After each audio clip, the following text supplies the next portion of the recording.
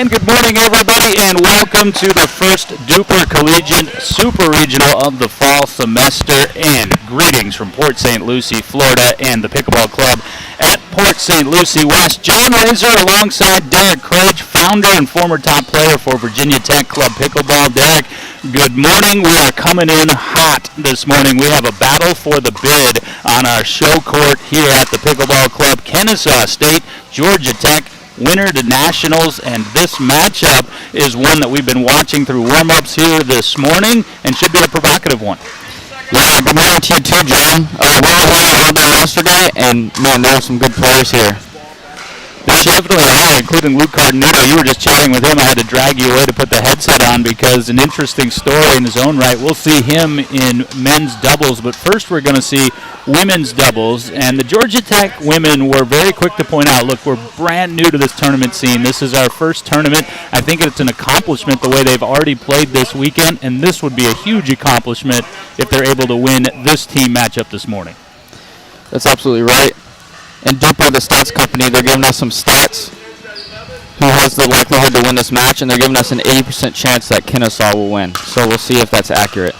And we are underway, and that was Kennesaw serving, more specifically Haley Ferguson. But a deep return from Ashley Liu. Introduce you to the competitors this morning. That's Ashley Liu, who just served for Georgia Tech, and that serve return wanders deep. So a quick start for Georgia Tech. And now the serve over to Sarah Elizabeth Peach. If there was ever a more perfect name for a Georgia Tech Yellow Jacket student-athlete, I'm not sure what it would be. And Kennesaw State off to a bit of a slow start on their top team this morning, 3-0 in this race to 21.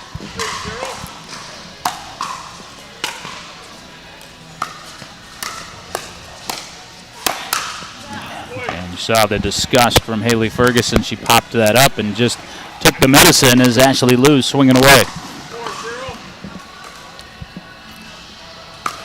Rally scoring format, you can go on a quick run like Georgia Tech has, but there's the response. And the wake-up call from Haley Ferguson. Little partner Sherry Aschenbach. Little help from the net there. Find yourself in an early 0-4 hole. You need a little help from the net, and certainly don't need that. Aschenbach kicking herself off the service error, and 5-1 back to the serve of Ashley Liu. Maybe some nerves this morning from Kennesaw State, Derek. Yep. And Kennesaw, we played them at Nationals last year. Their guys are very good. And these two girls are all pretty new to pickleball, so we should see them get more comfortable as they play more. 2-6 off the serve of Ferguson. A little deep.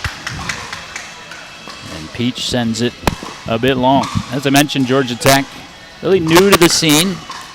Eli Eliason acting as captain this weekend. We'll see him in men's doubles and, of course, mixed doubles. Ferguson would love another swing at that.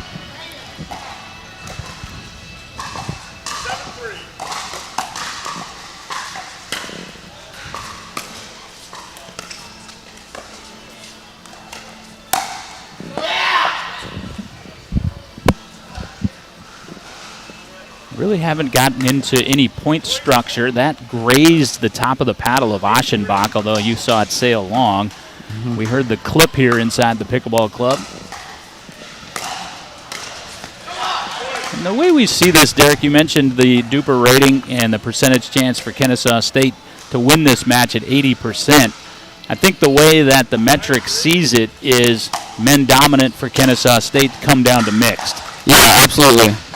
So we'll see the women have a high likelihood to win this match for Georgia Tech, while Kennesaw State has a high chance for their men's. And that's not surprising. Cardenudo, aforementioned, has had a lot of success on the PPA tour, along with some 5-0 events. His partner Chase Ruff certainly in that category as well. 4-10 off the serve of Ferguson. And we just haven't been able to get into any point structure here thus far. Haven't seen a lot of dinks, haven't seen a lot of patterns, and we already are ready to switch ends. And it is worth pointing out, this is an early start for everybody, for us, for the players. Had a long day of competition yesterday. I altered some sleeping patterns, I would imagine, to get up and get warmed up and be over here by 7 a.m. I don't know about you, I'm an early afternoon specialist. I'm more of a morning person, but we're all different. Noticed that yesterday when you texted me to go to breakfast at 6:45. Yeah.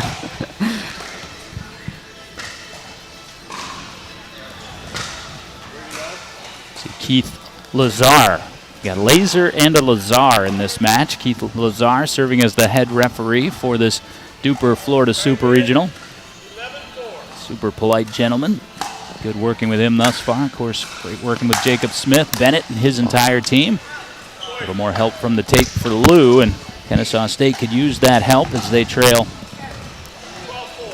4-12. Good serve. Sometimes I think you imagine the way you want a match to start and unfold, then you get out there, you got into that quick 4-0 hold, Derek, and it's been kind of a quicksand effect thus far for the Owls. If you watch a lot of women's matches, you'll notice they really don't dink that much, even in the pro level. It's a lot of drives and volleys, whereas the men you'll see more dinking. Nice shot. Right on your point, that backhand drive from Aschenbach really dipped right over the net. Not a lot that Peach could do with it. A little high. What's interesting about this Georgia Tech team is only one of their players, and I think you could identify which one, has a tennis background.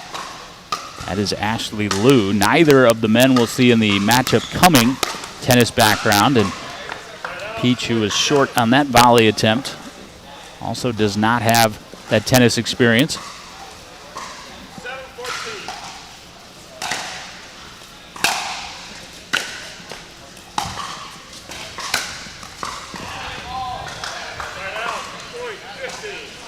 So where we are here this morning, this is a battle for the bid game. What is that? Winner of this team match earns a invitation, a bid to nationals coming up in November, DUPR Collegiate Nationals. And the reason that this is a battle for the bid, Derek, I'll let you explain. Yeah, so if you don't know already, there will be 64 teams at nationals this fall in Dallas, November 1st to the 3rd. And in order to go, you need to get a bid. And so, great point. And so each super regional, there will be 9 of them. This is the 5th one. Each one will give out 4 bids to the national championship, and then there are other ways to get them, such as campus regionals or being active in the DUPR scene. You really want that bid, and that's what these players are competing over. And the reason these teams that made the round of 16 but were defeated last night, not featured in our quarterfinal round, which is taking place at the Pickleball Club right now, are battling for a bid is because an assortment of those teams that advanced had already claimed bids through the previous 4 super regionals held during last spring semester. So there was one that was going to be remaining, and these 2 teams playing for it. That is correct. So Florida, they already got their bid at the Virginia Regional last spring. Georgia and North Florida, they got their bids at the Georgia Regional. And so there's 3 more teams in the quarterfinals, which is FAU, Miami, and FSU. So they're already guaranteed a bid, which leaves these 2 teams down to the 4th bid. And Georgia Tech off to a great start. In fact, the dominant one in women's doubles, 21-8 for the Jackets. Again, DUPR gave a strong percentage chance that would be the outcome. They flip it on the other side as the men take the court. It'll be Kennesaw State that has the much larger chance to win in men's doubles. We'll discuss that on the other side of our first time out. This is the Florida Super Regional DUPR Collegiate Pickleball from the Pickleball Club in Port St. Lucie, Florida. Back in 2 minutes.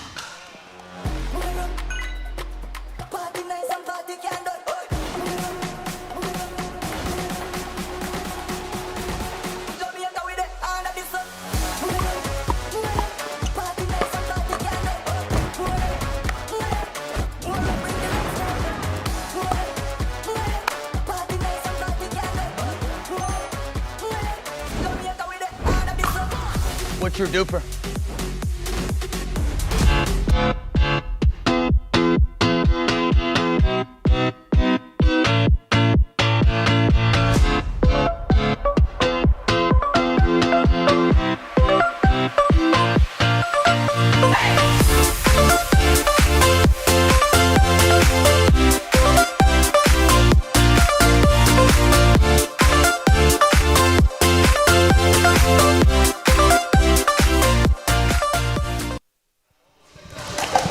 John Laser, Derek Craig, back with you courtside of our stadium court at the DUPR Collegiate Florida Super Regional. You just witnessed the opening match of the morning, which was a dominant victory for Georgia Tech in women's doubles, 21-9. They claim that, so the Jackets have a 1-0 lead in this 4-game plus potential dream breaker scenario.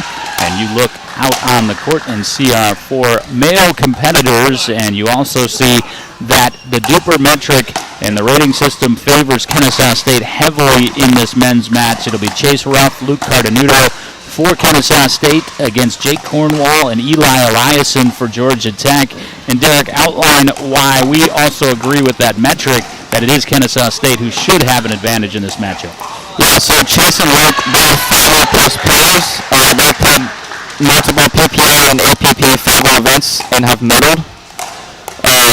Jake and Eli, very good players in their own right, but, 4-5 versus 5-0, there's a big difference. So we'll see if they can upset the odds, but right now DUPR's giving them a 96% chance of winning for Kennesaw State. We had a interesting time and fun time talking with the players from both of the teams in this matchup. Eli Eliason, who I mentioned was unofficial captain for Georgia Tech this week, pointing out that his team very new. They're proud of their accomplishments this weekend, again advancing into the round of 16. Eliason is with the backwards cap. You just saw him rip a warm-up serve there. Meanwhile, in the cutoff top, that is Cardenuto for Kennesaw State. Jake Cornwall on the other side has the bushier hair and backwards cap. That's the look that I like to sport on the court, Derek. And the partner, Chase Ruff, is the lefty. Now, something interesting to note, Cardenuto told us that he's playing with the Yola Gen 3 paddle today. He made that switch during the course of this weekend, so it's a fresh paddle for him. He said, I was playing against that mod Perseus 3 yesterday and just felt like I needed to be able to match that firepower in some of the matchups that he was in. So you see Ruff and Cardenuto both using that Gen 3S from Yola. Keith Lazar getting a set. Georgia Tech again prevailed in women's doubles, so it's 1-0 for the Jackets. And it will be Kennesaw State to serve first. Lefty Chase Ruff will get us going.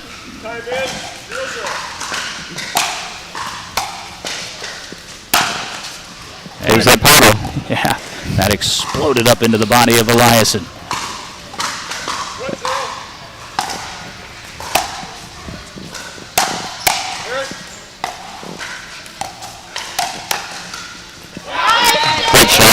Excellent cover from Jake Cornwall, the native of Spirit Lake, Iowa. I asked him where he was from, and he kind of looked at me like, you're not going to know where it is. And I actually do, having lived in Iowa for a few years. But it's a small town, beautiful town, up in the Midwest. Meanwhile, the rest of this Georgia Tech squad, as Kennesaw State levels the Ledger, hails from the state of Georgia. for Georgia Tech, what they want to do is not get out to the start that Kennesaw's women got out to the first game. This is what they want, stay even. Right now it's 2-2. Make Kennesaw a little nervous because they know they're supposed to win this match, so you just want to stay in the match, keep it even. Not only that they should, at this point they kind of need to. Yep. And a bit of a tight start for Kennesaw State.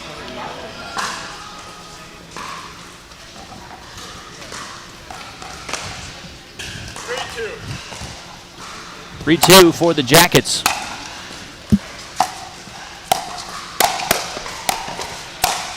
Excellent cover and then put away.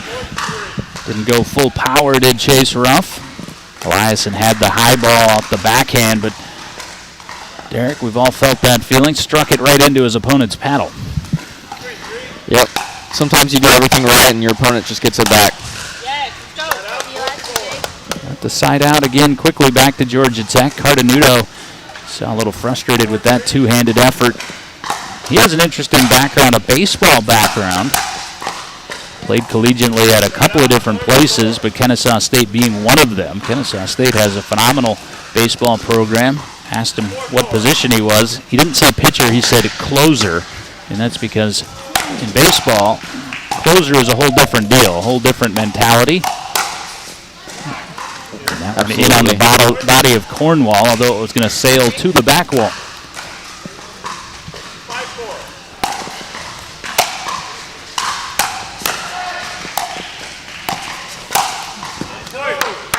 Cornwall got under it twice. Cardenudo hadn't followed his drive. Could have been a shake and bake opportunity there, but everybody loosening up the calves this morning.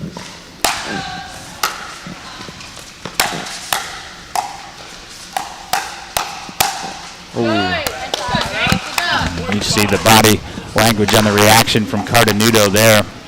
Muttering to himself, like he said, he did everything right except the finish. That's when you know you got the hard shot, you made it, and then you get an easy shot and you miss it. Happens all the time. Tape help, but the court is open. Eliason was able to get back to cover from Cardenudo. That was in a pretty desperate state. 7-5 for the Owls.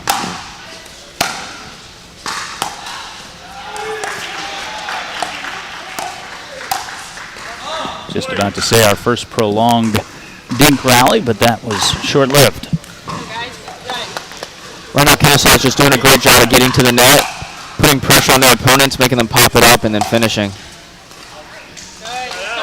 So I want to see Georgia Tech keep them back more, have better volleys, and themselves too get to the net. Just like that.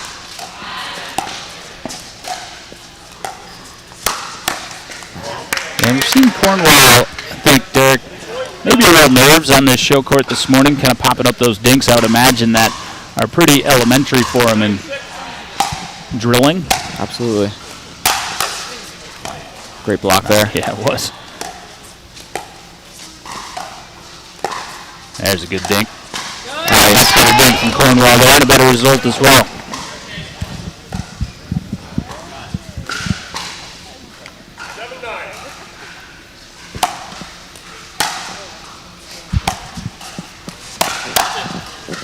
Eliason was reading that into the body. Ruff would have sent that well long, but Eliason was already reacting. I think despite Georgia Tech losing right now, they should be happy that, they're close in this match, which means the mixed matches should go in their favor since they won the women's match so badly. We'll flip ends. Kennesaw State with the 11-7 lead. We'll take a quick time out. This is a battle for a bid to DUPR Nationals. Come back and determine whether it'll be 1-1 or 2-0, and a big hole to come out of in mixed for Kennesaw State.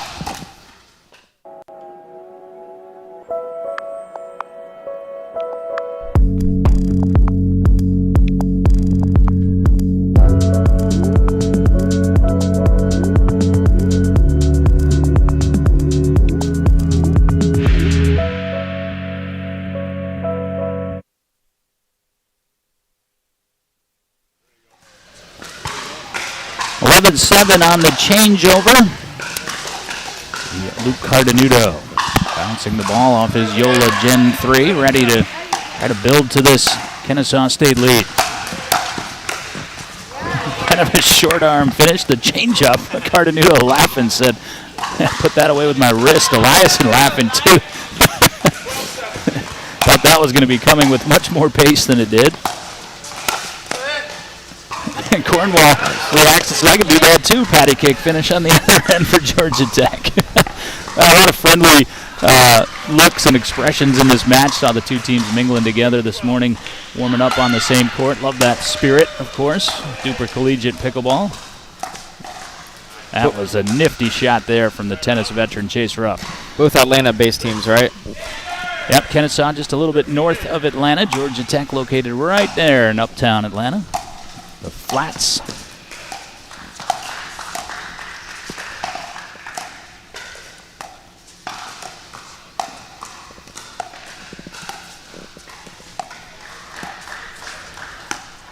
Oh, that was a surprise speed up there. Everyone was settling in a little bit, and Eliason got back on his heels. Expertly done by Luke Cardenuto.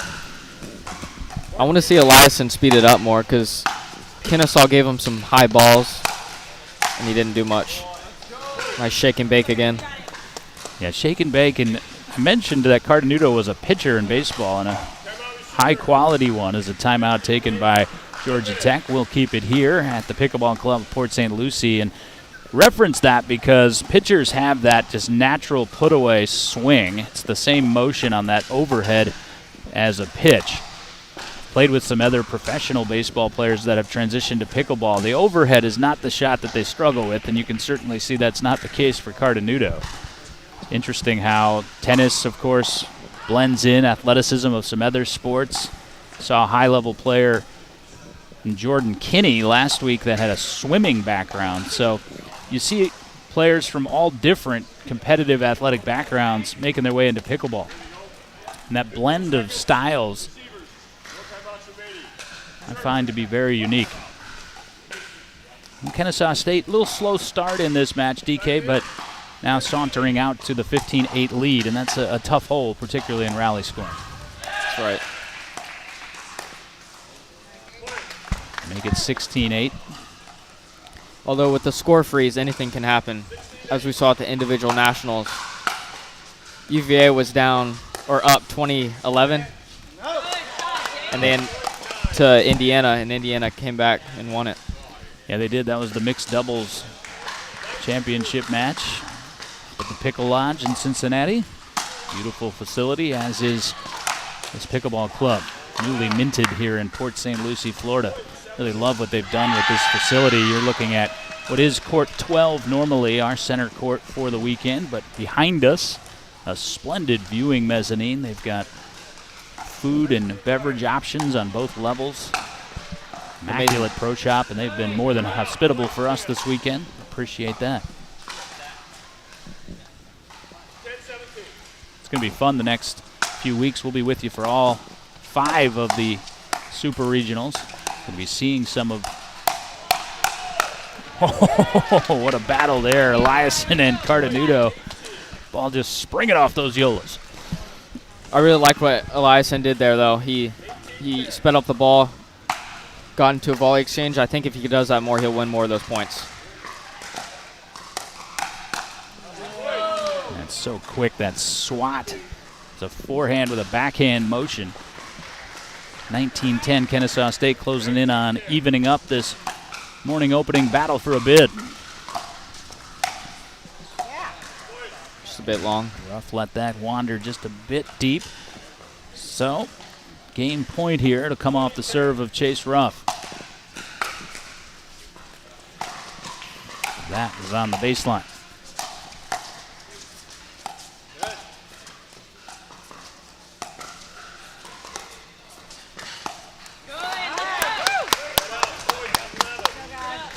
I think that's big for Cornwall to win that dink exchange with Chase Ruff, because mixed doubles, of course, it's looking like this match is going to come down to.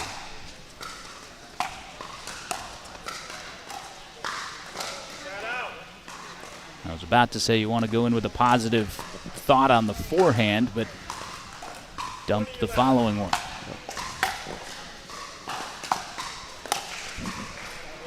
tried to surprise Cardenudo down the alley, and instead will send Kennesaw State to their first win of this team match. So the women's match goes to Georgia Tech. The Kennesaw State men respond in kind. 1-1 as we head to mixed doubles, where it'll be Chase and Sherry versus Eli and Ashley. That's on deck. Georgia Tech, Kennesaw State battle for a bid, and the battle from Georgia.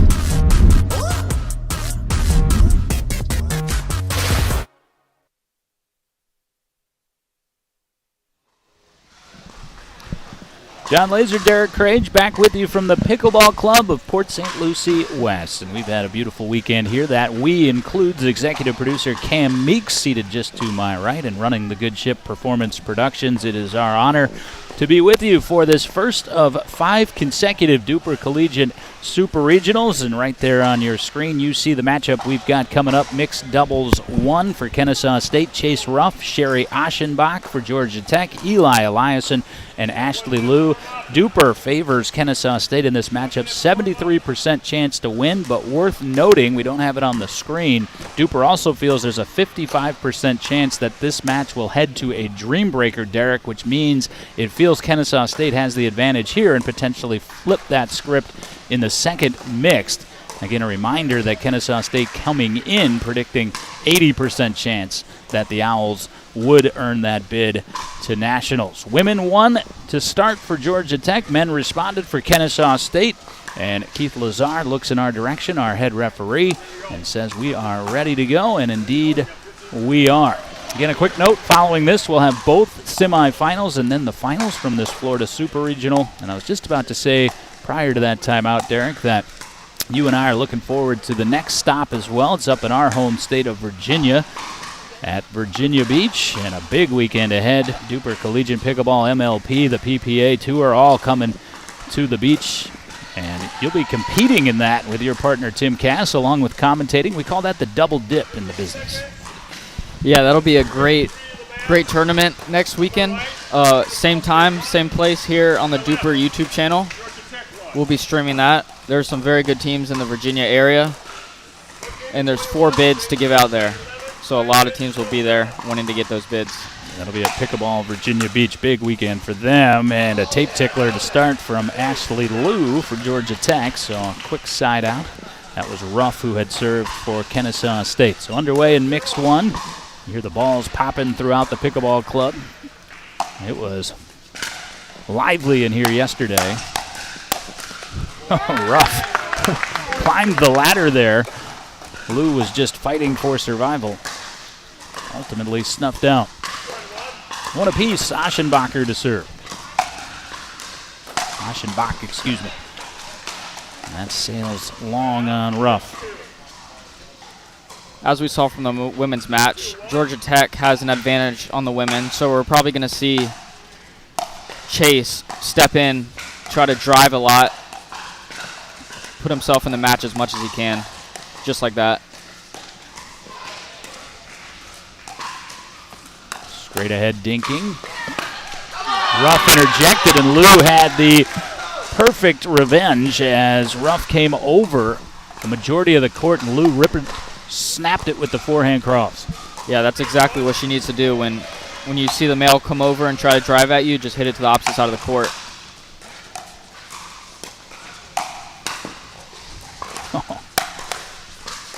Great block. Oh, great cover from Eliason, and Lou, recognizing that cover, tried to step in, but her paddle angle was just a millimeter behind where it needed to be.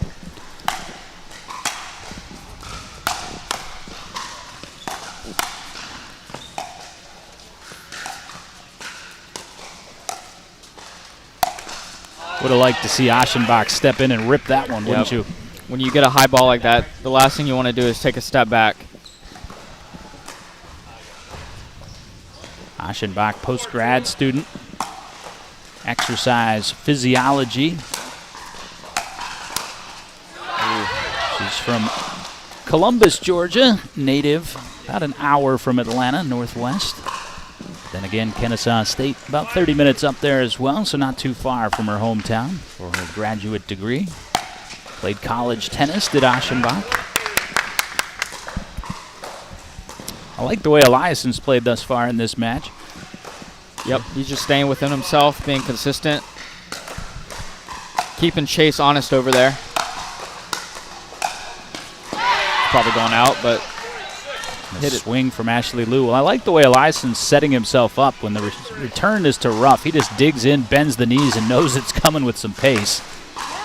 Volleys have been strong, and Liu's been able to clean up, but flip it back the other way here with that slice spin. 4-6 to score. Just out.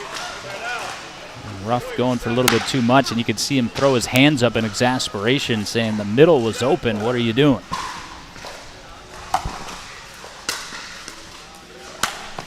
Oh! Great shot by Ashley. The dipper from Ashley Liu there, and Aschenbach kind of conceded that Ruff was going to slide all the way over and volley that drive. That's asking a lot of Chase Ruff.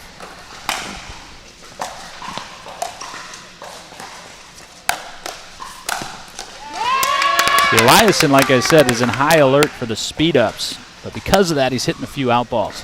And that is not criticism. It's just pointing out the ball's coming at you so hot. You just block what you see. Georgia Tech, though, in strong position here, Derek, and if they can lead at the changeover, you go back to that DUPR win percentage predictor, 73% for Kennesaw State. This would be a huge win if Georgia Tech could pull it off. Oh, Eliason set himself up beautifully there and could not convert.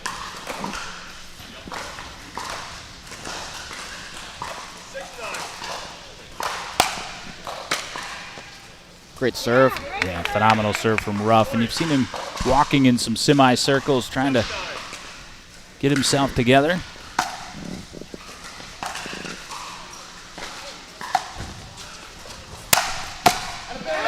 Great lob from Ruff. Eliason may not have heard the muffled sound as he careened into the padding back there.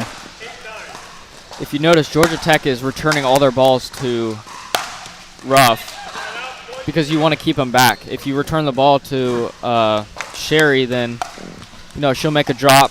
Ruff will come in and put it away.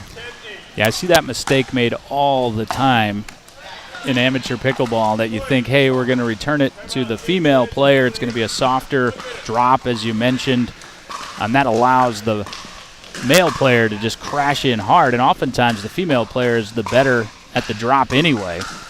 So like you say, that's an excellent point, but it is Georgia Tech who earns that point to flip it to the other end, leading 11-8. Your observations, DK, from this match thus far. What does Kennesaw State need to change up off of that recipe, knowing that the serve returns are coming to Ruff? I think Sherry just needs to be more confident when they're at the kitchen. She's kind of given the whole court to Ruff, which is what you're supposed to do, but you also want to be a threat yourself. So look to see Georgia Tech keep attacking it, keep being aggressive, consistent, and we'll see how this one goes.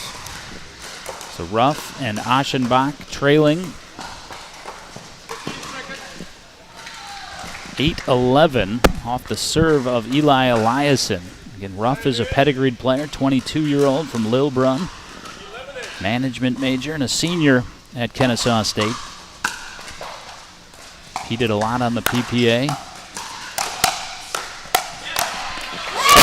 From both players. but the advantage to Ruff because he was swinging with that forehand. Really great return by Sherry there. Pushed him all the way back to the baseline. As you see, they hit to his backhand.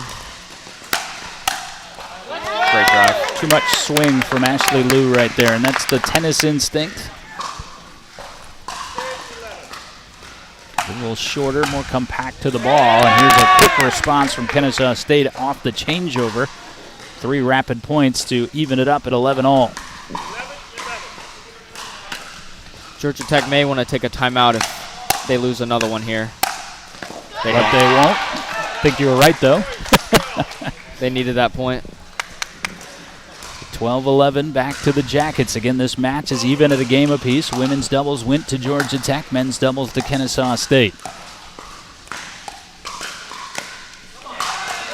And 3 in a row for Kennesaw State, but back-to-back points for Georgia Tech to tilt the lead back.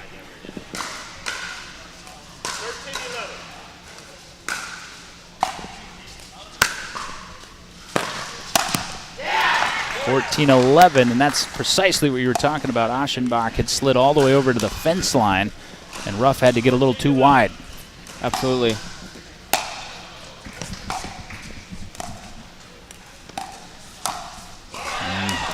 Gave it to him. And Ruff just looked at Aschenbach and said, my bad. Potentially thinking about that prior point just a smidge. Muttering under his breath, that's so bad. And for Eliason right there, when you got a player talking to themselves, Derek, the ball's just got to be in. Can't put it in the net there and let him off the hook. Yeah, it's understandable. I mean, I've played mixed, and when they're hitting everything at your partner, you feel like you need to put yourself more into the match, and you overextend yourself, you miss easy shots.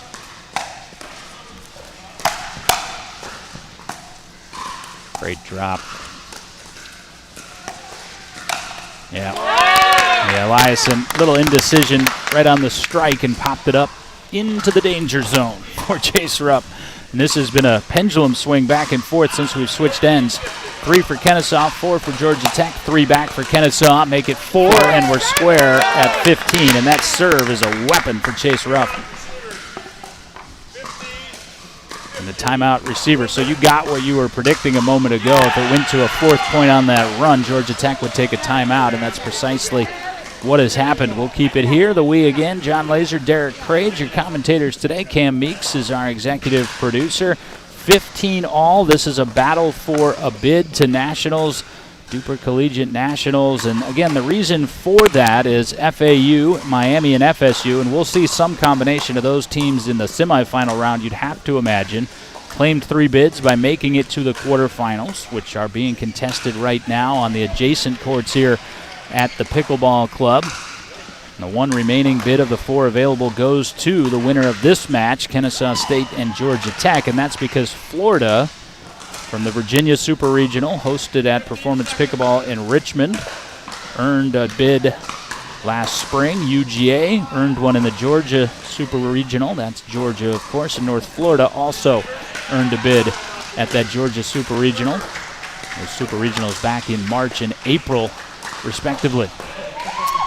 15 all off the serve of Aschenbach.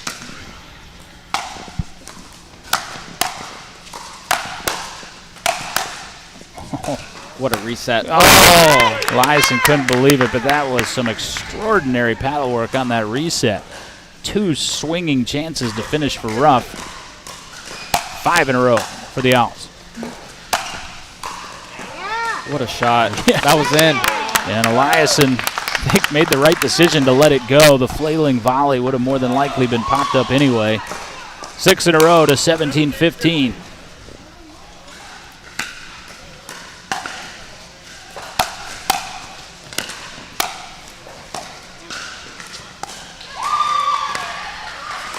Blues got to get back to the line. Took that doomed step backwards, and it's been a KSU steamroller. Timeout already taken, 7 points in a row to 18-15. Georgia Tech desperately needs this. And Ruff's just taken over. I think you really see Georgia Tech getting away from their strategy earlier on in the match of returning it to Ruff's backhand. when you hit it to any part of the court where Ruff's forehand is, he's going to hit it. That's out. That's out, and it's 9 points in a row. And I think the reason for that is Ruff has really ramped up that serving to Lou, and it's more about just getting it back in play than it is direction. That time she got it deep, but that is a 10-point onslaught from Kennesaw State. They flipped the script on mixed doubles 1. Trailing 11-15, they prevail 21-15.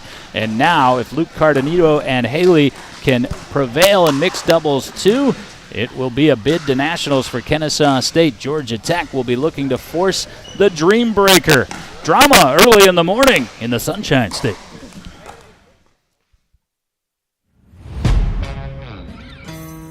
Yeah. Let's go. We just gotta go hard. I go the hardest. I bring the pain. Not what you used to. It's all part of the game. Yeah, I just gotta go hard. I just gotta go hard. People play pickleball for exercise, competition, or to hang out with friends. What your reason is doesn't matter to Gamma. What matters is that you play, that you enjoy playing with passion, and you have so much fun you can't wait to play again. At Gamma, we offer paddles perfect for all levels, including yours, because pickleball is about you, the player, and what feels right. Pickleball is your game. Make Gamma your paddle. Play to live, live to play. Gamma Pickleball. Our match summary in our battle for a bid at the DUPR Collegiate Florida Super Regional. Georgia Tech and Kennesaw State battling for a ticket to nationals, and it was the women of Georgia Tech, Lou and Peach, that prevailed to start 21-8 over Aschenbach and Ferguson, but the men for Kennesaw State, Cardenuto and Ruff, responded in men's doubles 21-11. What you just witnessed was really a rapid onslaught of 10 points, as able to just flip what was kind of a teeter-totter game, Derek. It was 15-11, but it had been 3-4 back to this run. 10 points, the lickety-split, man. Maybe like 3 minutes of real time, and you see Aschenbach and Ruff win 21-15. That means that Cornwall and Peach, the pair in mixed doubles 2 for Georgia Tech, need to defeat Cardenuto and Ferguson to force a dream breaker. Tall task on 2 fronts for Georgia Tech. A, doing the aforementioned and winning this second mixed doubles match, and B, if they are to win a dream breaker with a team that doesn't have a lot of tennis experience. Yep, and as we see on the screen, Georgia Tech has a 68% chance to win this match, so more than likely we will be in a dream breaker, and DUPR has been right the last 3 matches of who should win. Yeah, you see that chance, 68%, and that is a bit surprising to me just looking at the players in this matchup, but the DUPR rating has been right on the money thus far. Yeah, I think it mostly has to do with Sarah Peach's DUPR. She's a 4-7, which gives them the likelihood that they'll win. Yeah, 4-7 DUPR. It is much higher than the DUPR for Haley Ferguson. If the match predictor is accurate, we would have a dramatic dream breaker to get the morning started. And as you can kind of see, some of the other student athletes wandering around the pickleball club, rubbing the sleep out of their eyes. Wondering where the coffee's been brewed. It's right behind us, by the way. Dream breaker might be just what the doctor ordered to snap us all awake this morning. 21. What we play to, Haley Ferguson will serve first for Kennesaw.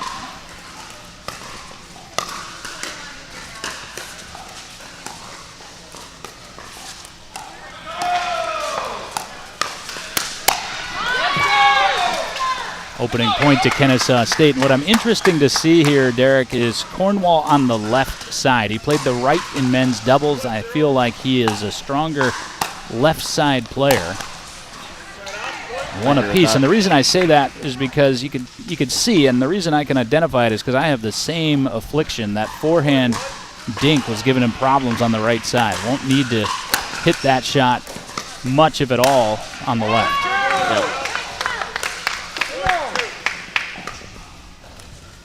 Cardenudo with the put away.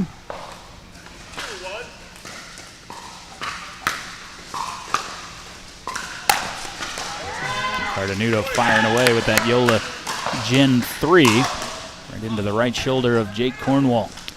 And what you'll see with women is that sometimes the better women's doubles player might not be the better mixed doubles player. So as we saw Ashley kind of take over that women's match, Sarah Peach might be more, equipped for mixed doubles because she might have better dinks, blocks, returns that really are valued in mixed doubles. And right now, a 5-1 start for Kennesaw State and Georgia Tech. DK got to figure out a way to prevent Kennesaw State from storming forward like they are. Yep.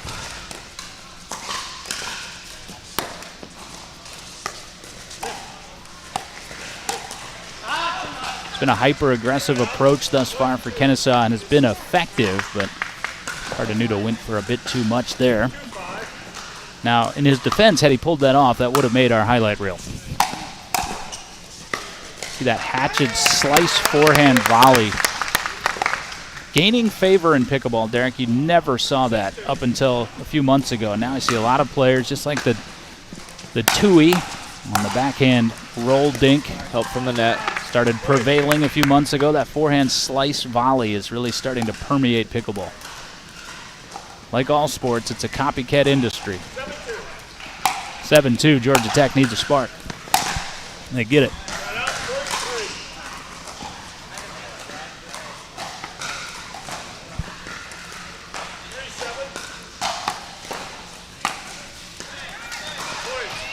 And as you saw last game, it was a game of runs. And that's what you see in mixed doubles a lot. It's a lot more mental, a lot more, it's a lot less consistent as men's and women's doubles is. Yeah.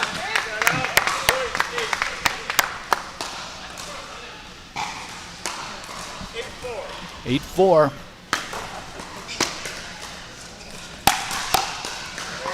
See a snap on that drive from Cardenudo, and Cornwall was on it, but it found him lower than he expected.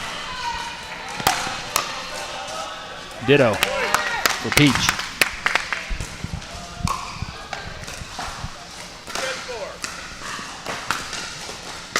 Well, the old adage is we're going to keep driving it until you show us you can stop it. And thus far, Georgia Tech has not shown Kennesaw State that ability, and therefore will flip ends at 11-4 for the Owls. A win for Kennesaw State here, and it's all she wrote this morning in our battle for a bid. It'll be Kennesaw heading to nationals. Georgia Tech tries to make a stand on the other side.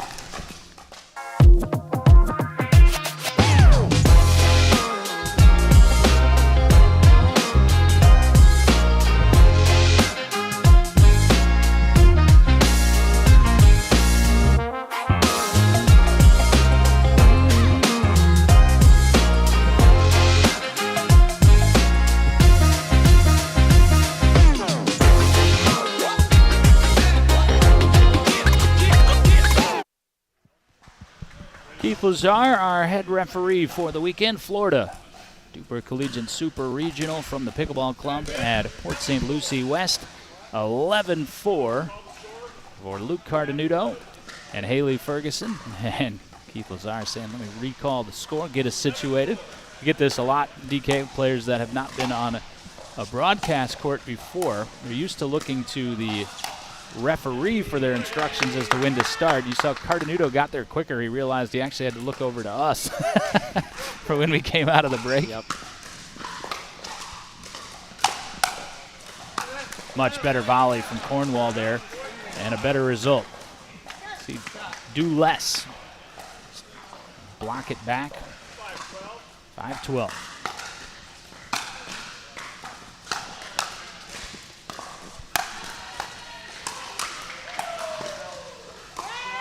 Ferguson with the put away.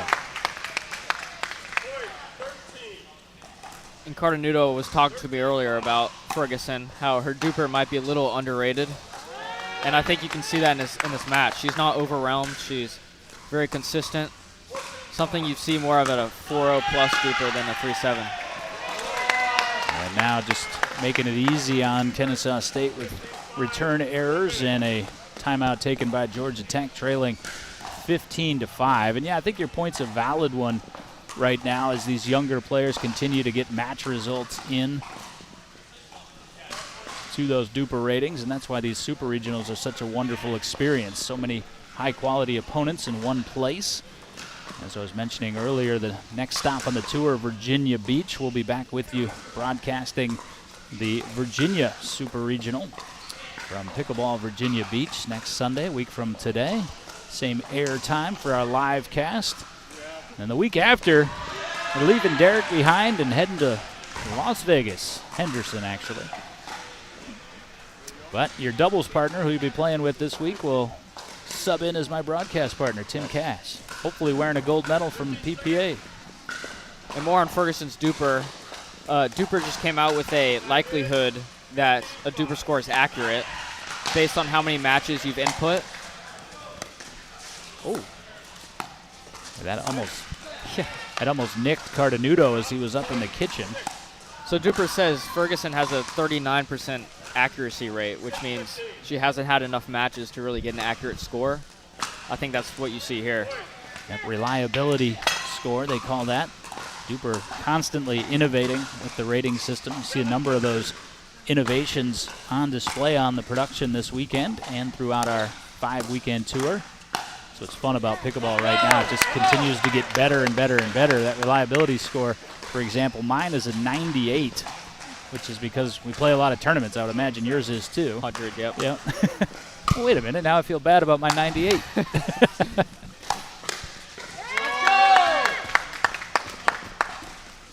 You only feel bad about 100 if you think it's not right. That's actually true. If I get 100% and I'm a 4-0, I might be like, hey, why is that 100%? That's not. That's a good point. I was a little bit upset about that. 18-7, Kennesaw State rolling towards this bid to DUPR Collegiate Nationals. Make it 19-7. Cornwall, I think, thought that clipped to the line. You can always ask the ref when you have a ref. Did not appeal to Keith Lazar. Magical shot from Cardenudo there. It's been drive, and all of a sudden the changeup from the former closer on the mound. Match point. Oh! I got to catch that, Derek. Yeah. 11 o'clock, I got that. That came whizzing by. Not sure if you could see. Man, I got the arm up. At least I saw it coming. You never give me credit for anything. Georgia Tech try to do, I'm not even going to say the improbable.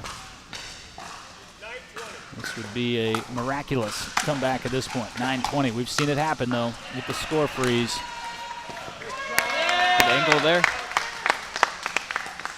And Cardenudo, as the lead has grown, has gone away from kind of that bully mentality, and now he's showing us some artistry. And that will do it as Kennesaw State prevails in both mixed doubles matches and wins this team match 3-1. It's KSU 1 heading to DUPR Collegiate Nationals. Look at the summary. Good start for Georgia Tech. They win women's doubles, but all Kennesaw State from there. We'll come back after this timeout. Derek and I will break down what we just saw and what's to come. We're off and running on this championship Sunday of the DUPR Collegiate Florida Super Regional.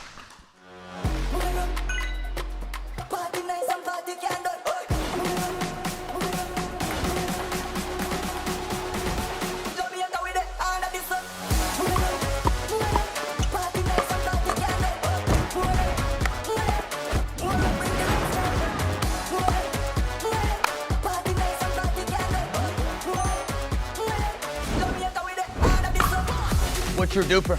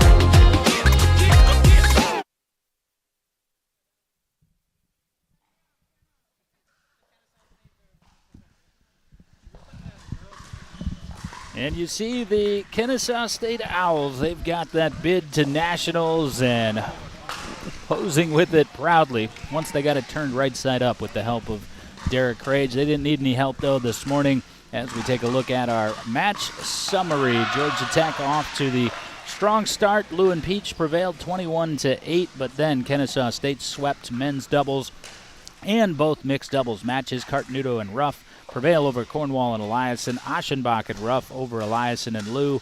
Cartenuto and Ferguson over Cornwall and Peach. And Derek, again, not a surprising result. You saw both Ruff and Cartenuto kind of enforced their will there once you got to the middle section of those mixed doubles matches and just kind of overpowered the Jackets on the way to DUPR Collegiate Nationals.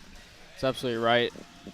I think one thing that DUPR might not always consider is the fact that a strong male and a consistent female might be amazing for mix, and their DUPRs might not show that. I think that's what the last game showed. Yeah, the chemistry certainly from Cartenuto and his partner Haley Ferguson, and they are on to nationals. That was a fun way to start this morning with that battle for a bid. Congratulations to Kennesaw State. Congratulations to Georgia Tech as well. As they mentioned, new to the tournament scene, new to the super regional scene. They acclimated themselves quite nicely over the course of this weekend. I'm sure we'll see the Jackets again in the not-too-distant future. We'll see more pickleball in the not-too-distant future as well. Straight ahead, we've got the semifinal matchups. We'll present those matchups for you after this timeout from the Pickleball Club of Port St. Lucie West. This is a performance pickleball production of the DUPR Collegiate Florida Super Regional.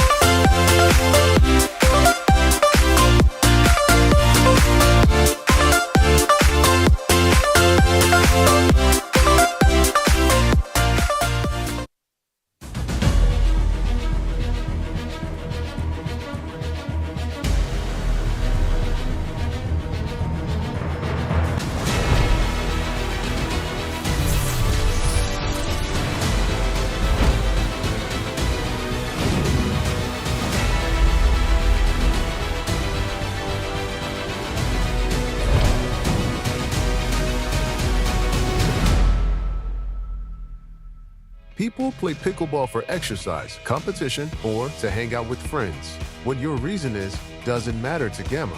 What matters is that you play, that you enjoy playing with passion, and you have so much fun you can't wait to play again.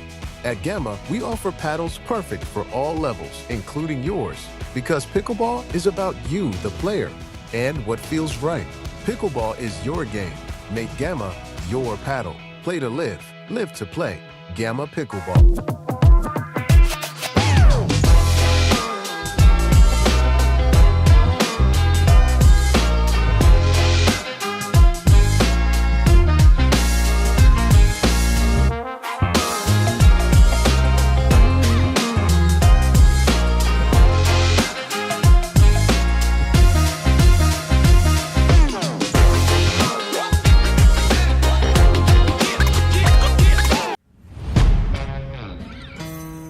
Yeah. Let's go. We just gotta go hard. I go the hardest. I bring the pain. Not what you used to. It's all part of the game. Yeah, I just gotta go hard. I just gotta go hard. People play pickleball for exercise, competition, or to hang out with friends. What your reason is doesn't matter to Gamma. What matters is that you play, that you enjoy playing with passion, and you have so much fun you can't wait to play again.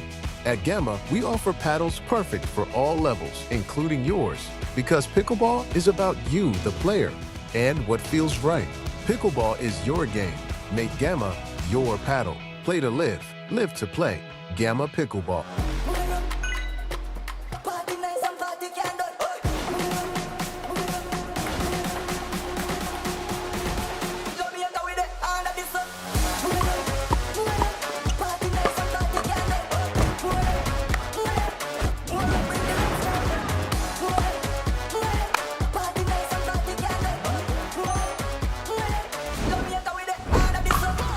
What's your duper?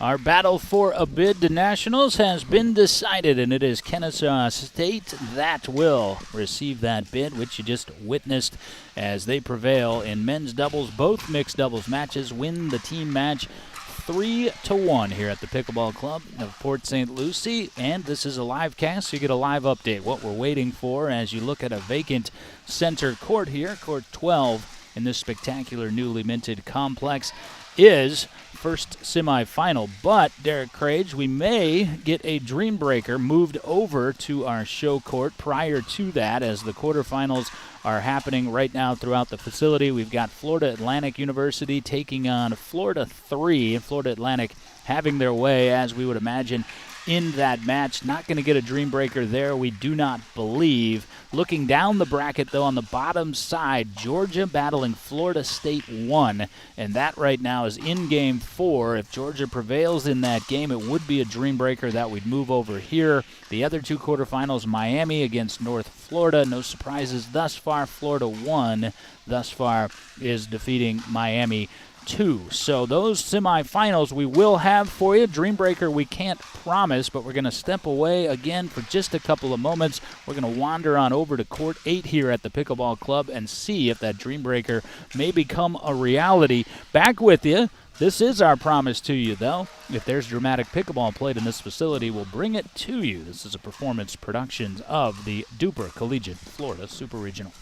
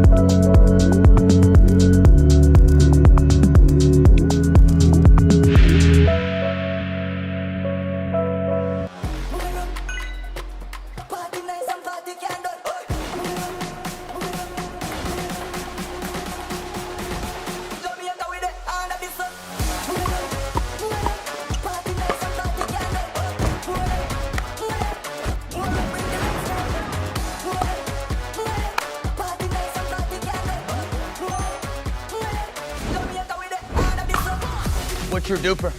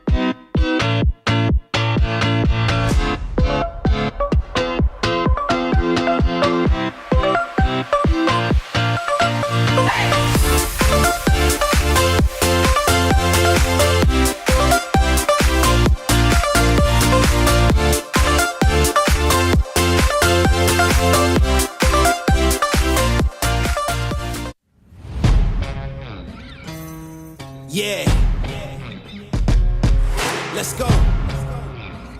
We just gotta go hard. I go the hardest. I bring the pain. Not what you used to.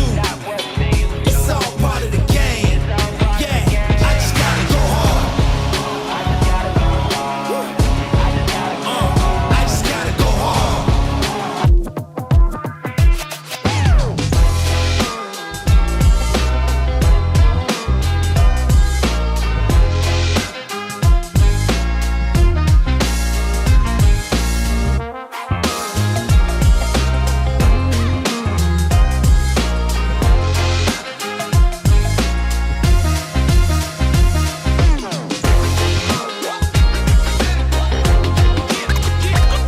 People play pickleball for exercise, competition, or to hang out with friends. What your reason is doesn't matter to Gamma. What matters is that you play, that you enjoy playing with passion, and you have so much fun you can't wait to play again. At Gamma, we offer paddles perfect for all levels, including yours, because pickleball is about you, the player, and what feels right. Pickleball is your game. Make Gamma your paddle. Play to live, live to play. Gamma Pickleball.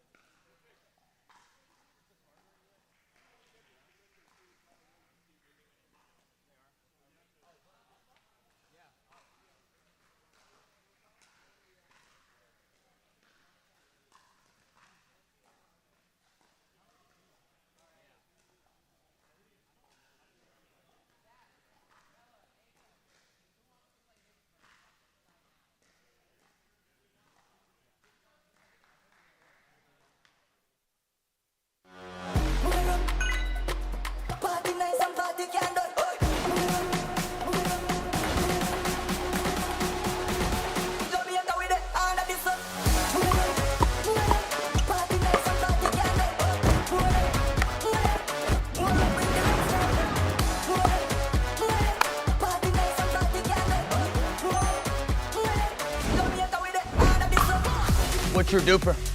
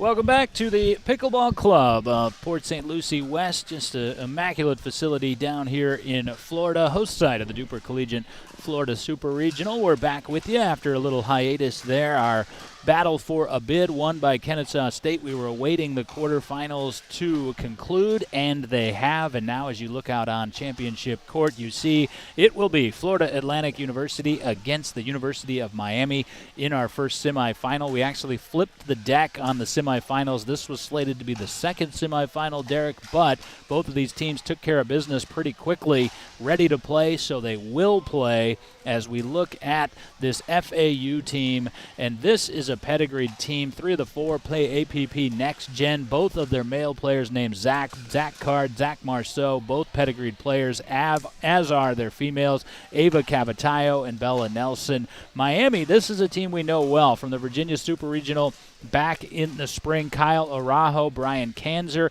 are the male players. Ava Ignatowicz, of course, a well-known name in pickleball, and Brooke Dugarte, her doubles partner, you see about to start warming up on this center court. This is a talented Miami team, Derek, but they've got an uphill fight against this FAU team that I think a lot of people, including yourself, coming in thought were the favorites this weekend. Yeah, coming in, we talked about it a lot, who are the favorites. FAU was definitely the team. You also got Florida here. And according to DUPR, FAU should win this. We're still waiting on the mixed matchups, but, FAU just there's no weak point with the FAU team.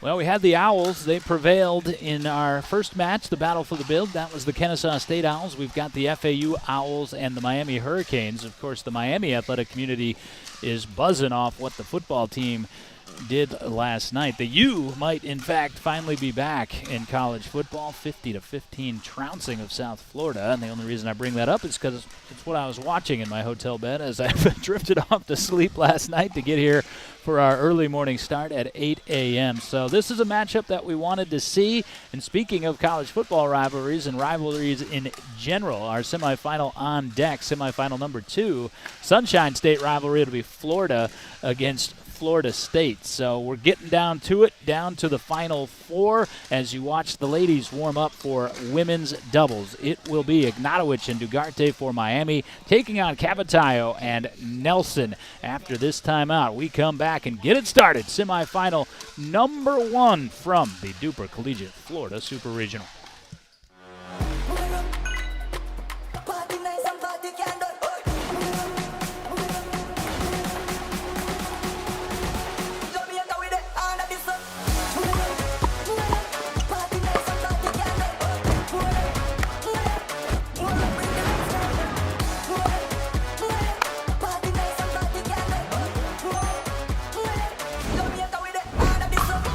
What's your DUPR?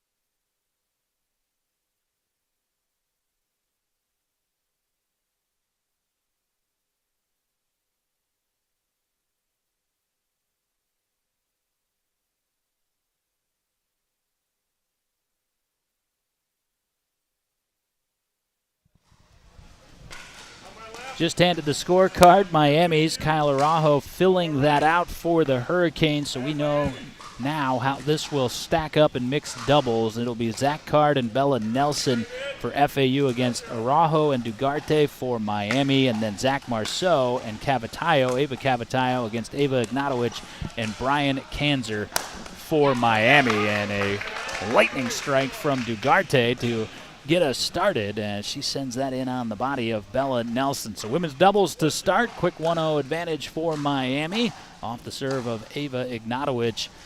Derek, this Miami team is a team that we know well. Saw them in person at the Virginia Super Regional up at Performance Pickleball RVA back in March.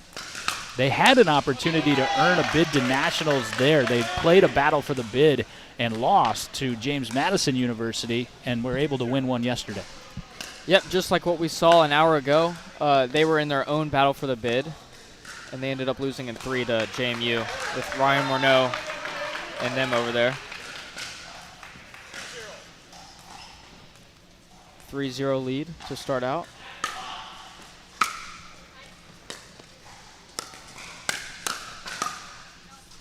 Excellent hands by Bella Nelson.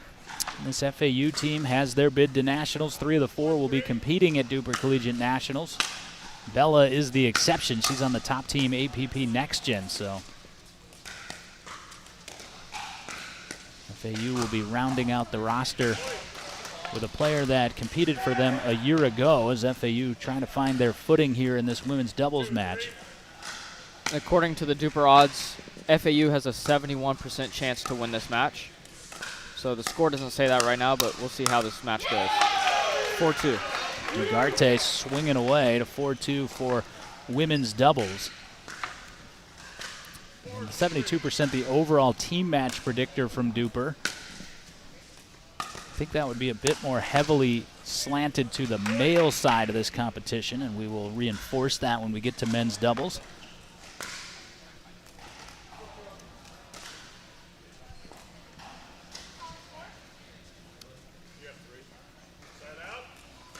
Just clarifying, the score is in fact 3-4 off the serve of Nelson.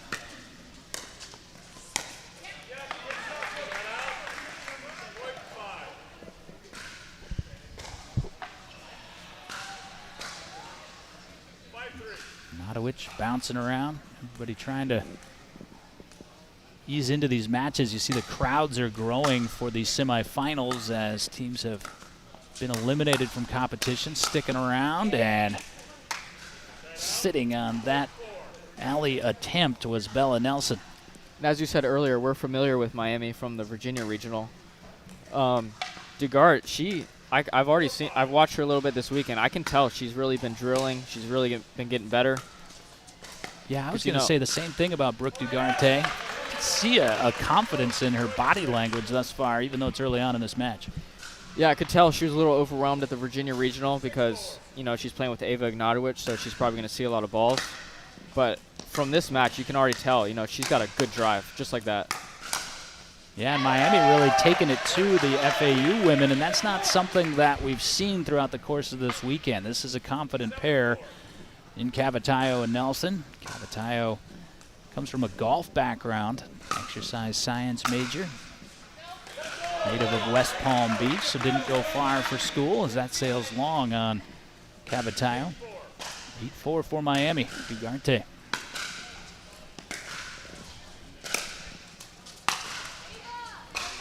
You heard Ignatowicz maybe there exclaim Ava, and with good reason. The lob from Dugarte, you'd like to see Ignatowicz, Derek, wouldn't you, come forward a bit more aggressively there?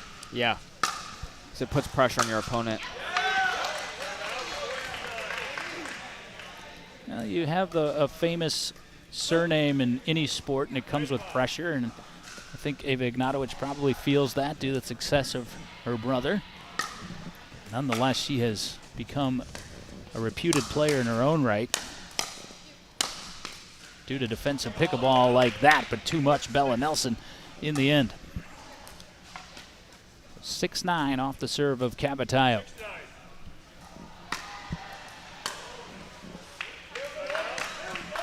A service error and the facial expression of Cavatayo told the story. Miami trying to force the end change.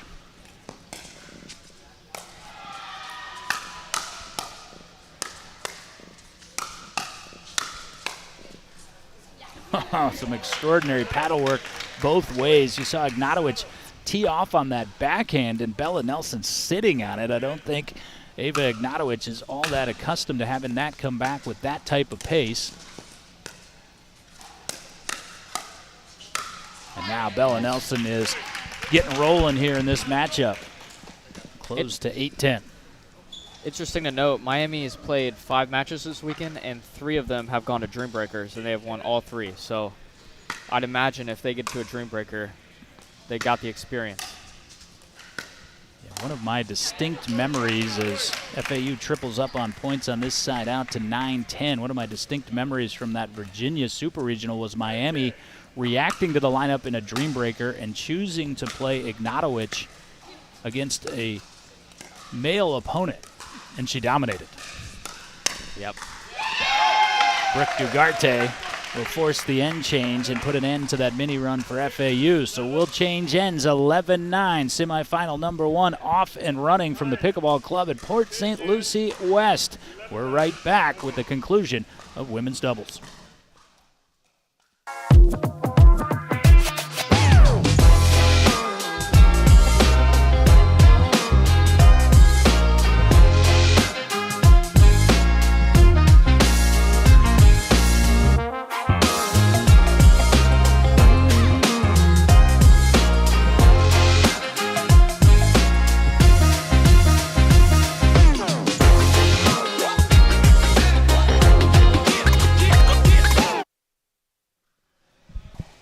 John Laser, Derek Crage, the founder and former top player for Virginia Tech Pickleball, with me courtside, court 12, center court here at the Pickleball Club of Port St. Lucie West. And we've got a tight one to start women's doubles here. FAU, the Owls, and Miami, the Hurricanes. 11-9 for Miami. Miami, Derek, got off to a strong start. FAU made a couple adjustments, but more so their execution just improved in the middle part of that early portion of the match.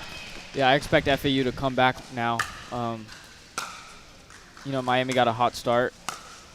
We'll see what happens. Yeah, excellent side-to-side action there. Nelson started it. Cavatayo finished it off. Cavatayo with carbon on her tank top, and carbon is the paddle of choice, and it's the carbon blasting that one to a tie score. So 11 all. Again, DUPR favored FAU overall in this match, 73% at the outset.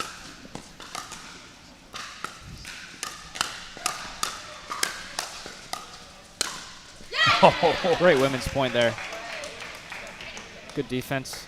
Yeah, that was tremendous. There was a tilting. It looked like Ignatowicz had the advantage, but it was flipped by Bella Nelson. 3 in a row for the Owls.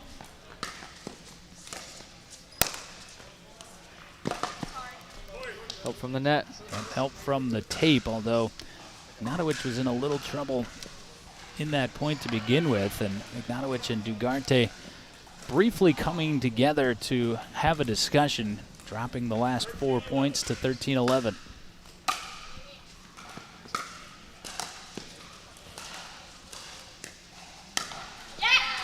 That's just too good from Bella Nelson right there. And there is the timeout, as we expected from the Miami Hurricanes. So we changed ends at 9-11. 5 straight points for FAU has been the result. Quick timeout will keep it here. And you see the strategy from FAU, Derek, develop, dropping a lot over to the backhand side of Ignatowicz. Seems to be opening up the middle. That's right. And then after that, they start to dink to Dugarte, and she's starting to pop him up a little bit. Maybe not a little as much comfortable as dinking as she was with the volleys earlier on in the match. Yeah, I think early in the match we saw Miami dictating the pace a bit, and FAU has certainly been doing that of late. Let's see what the counter is from Ignatowicz and Dugarte now, trailing in this opening match.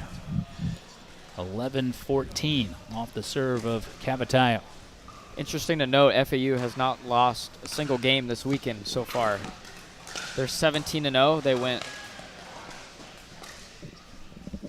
They went 16-0 in pool play.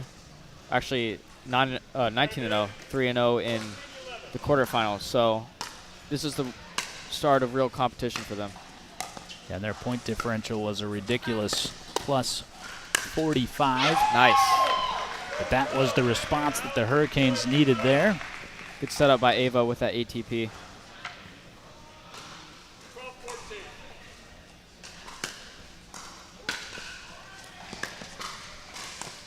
Great What a drop by drop. Brooke DeGarte. Little slice action on it. Yeah. That's what they need to come back into this match. So all Miami early, all FAU through the middle. Miami back within one.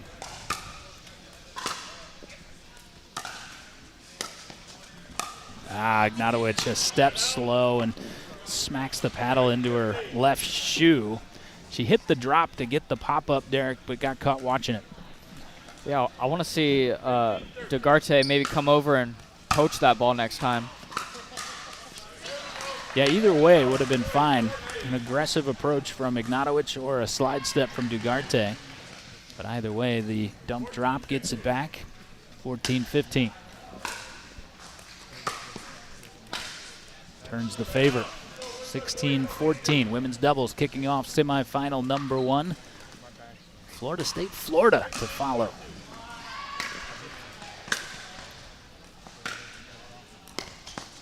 There was a great poach, but Ignatowicz was equal to the task. I like that change of speed from Bella Nelson there, Derek. Yeah, she didn't have quite the height of the ball to put it away. So instead she put some spin, put an angle on the ball, and that's just as good of a way of putting away the point as an overhead. 15-17, Ava Ignatowicz.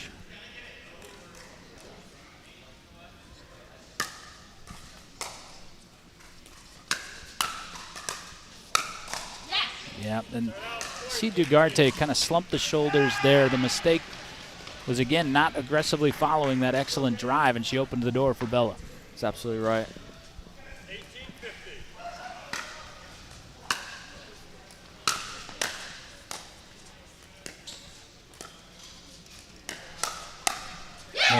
Love that from Miami.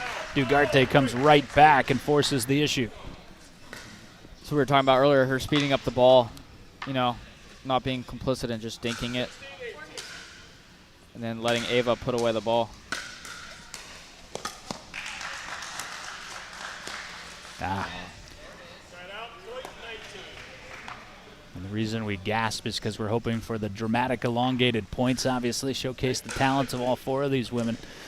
We've gotten it, certainly, throughout the course of the match.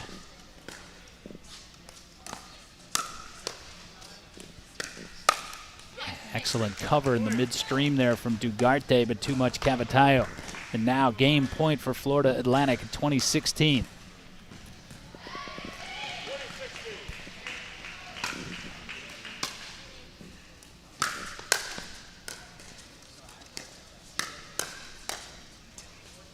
Oh, great shot by Cavatayo, and it's been an all-owl morning.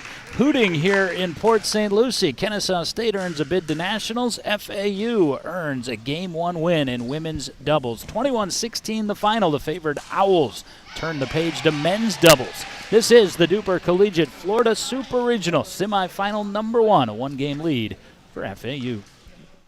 People play pickleball for exercise, competition, or to hang out with friends. What your reason is doesn't matter to Gamma. What matters is that you play, that you enjoy playing with passion, and you have so much fun you can't wait to play again. At Gamma, we offer paddles perfect for all levels, including yours, because pickleball is about you, the player, and what feels right. Pickleball is your game. Make Gamma your paddle. Play to live, live to play. Gamma Pickleball.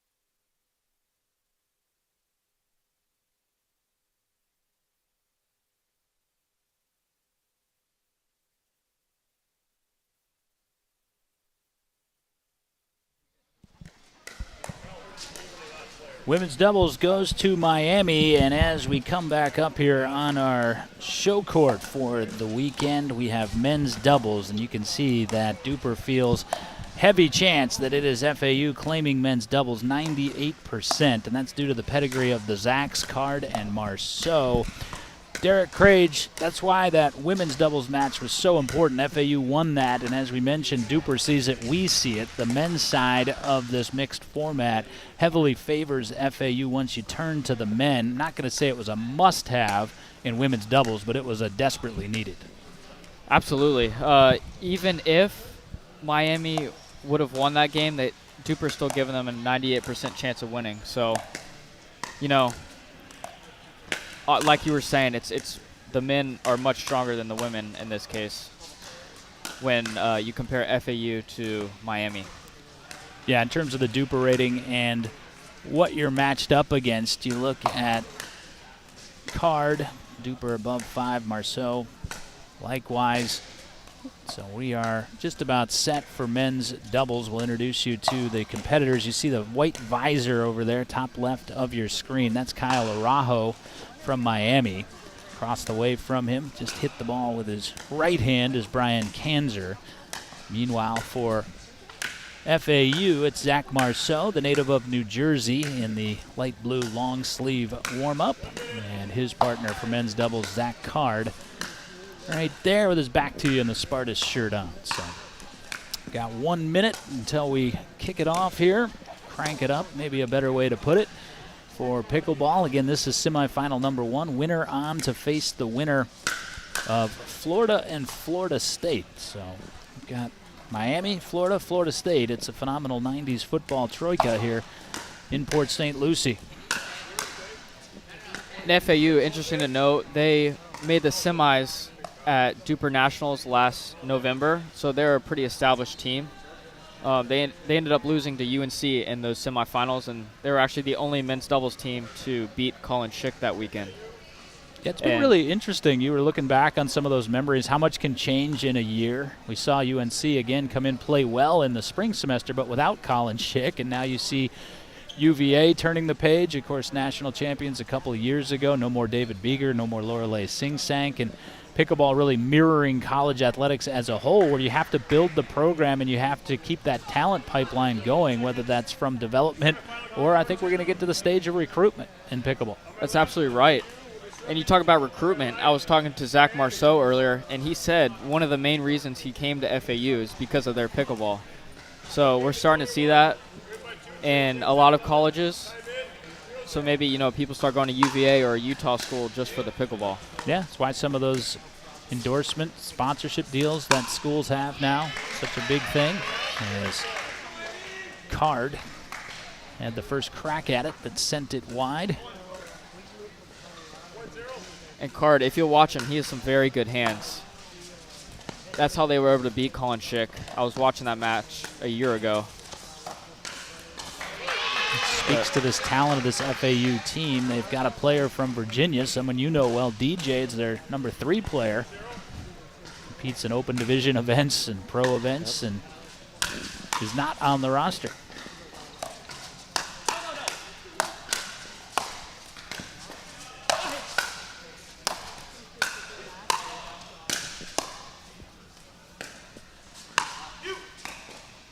What a point.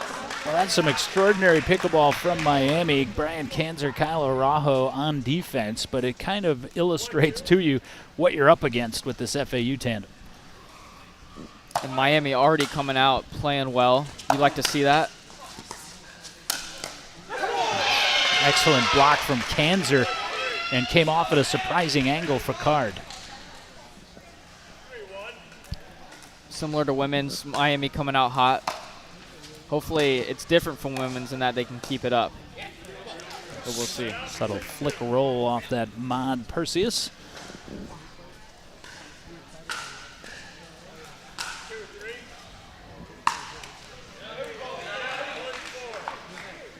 And unlike regular pickleball scoring, missed serves and rally scoring is just killer because it's not that you lose your serve, it's you lose a point. Yeah, I'll be honest, I played an MILP event in this rally scoring. It's the first time I'd played it in a tournament format, and that was where I felt the most pressure was on the serve. Like you say, just not to miss one and just give away points.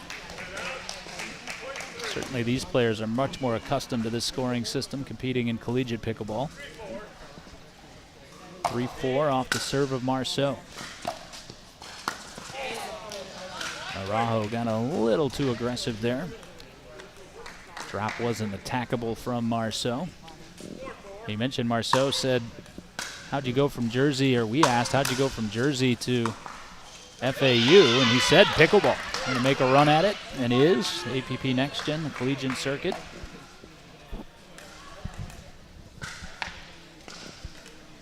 Right now, Miami with a slight advantage off the serve of Kyle Araujo.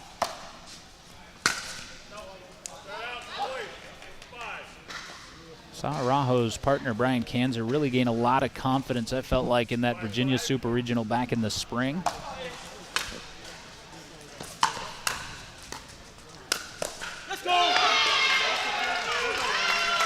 I like the way Miami's playing right now. Nothing to lose. I think they realized they were the underdog coming in, and aggressive approach from Araujo. And it's nice knowing, you already got the bid, so your job this tournament is complete. So, just come out, play, do your best, and see what happens. Araujo was frustrated with the bounce there. He said, what was that bounce? Saw it creep up on the top of his paddle. Didn't let that one bounce.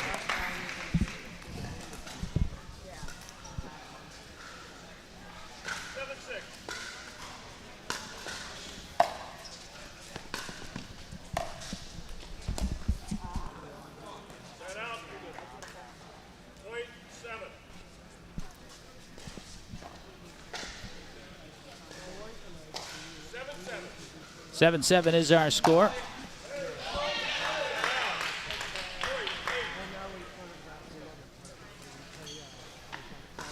And then the service error, and that's the second time. Each of the Zacks have committed one.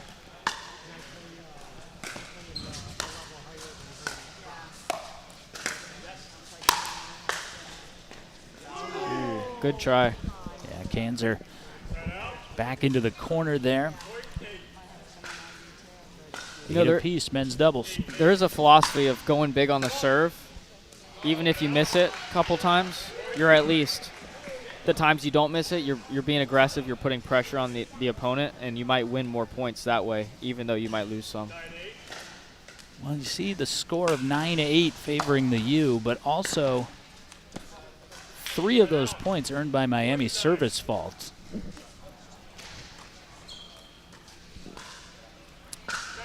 Converse of that, at least 2, make it 4 of 10. So, yeah, that might be a little too many. Yeah, potentially too aggressive on those serves. It's been equally split through for FAU.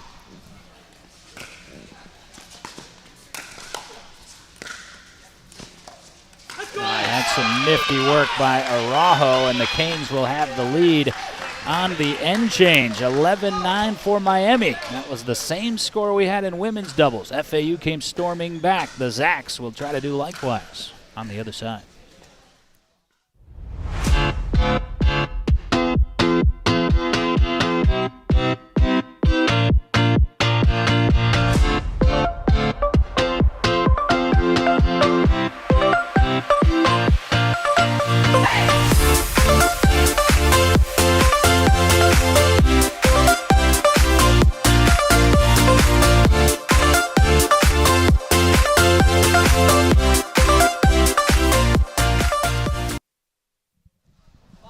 Keith Lazar has them at attention. You see Zach Card, Zach Marceau in the white and navy shirts now respectively. Again, they trail 11-9. I don't think there's a big adjustment they need to make, Derek. It's an execution situation for the Owls, in particular those 4 service faults. You're absolutely right. They just got to get the ball in, force Miami to hit as many shots as they can. I feel like the shorter the rally, the more likelihood that Miami's going to win the point. Kyle Araujo coming over and giving you an extreme close-up of the finest mustache in the facility. Appreciate that from Kyle. He's a fun guy. Had a good time chatting with him in Virginia a few months back.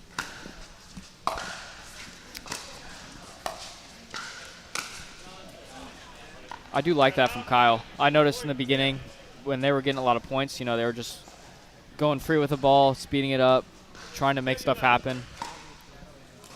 Yeah, when you're the underdog, I do not mind an aggressive approach, like you say. Sit back a little bit here. Yeah, sailed that cross-court dink. 11-all, and that shadowing the women's doubles match. You recall that the FAU women were down 9-11, but then just became a bulldozer once they changed ends.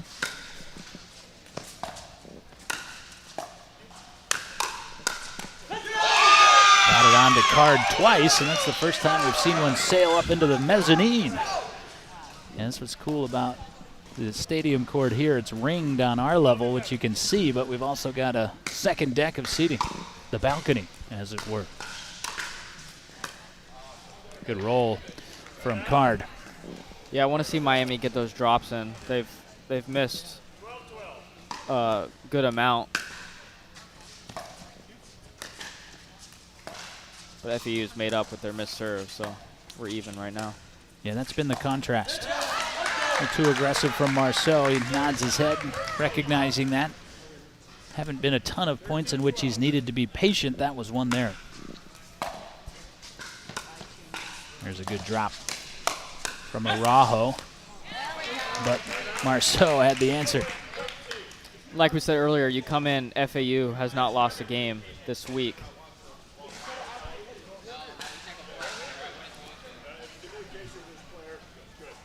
Little conversation here as to calling it out and then hitting it, and you see this a lot in pickleball, is one partner telling his partner that he thought it was out and the other partner not heeding that call. It's not the call that the ball was out.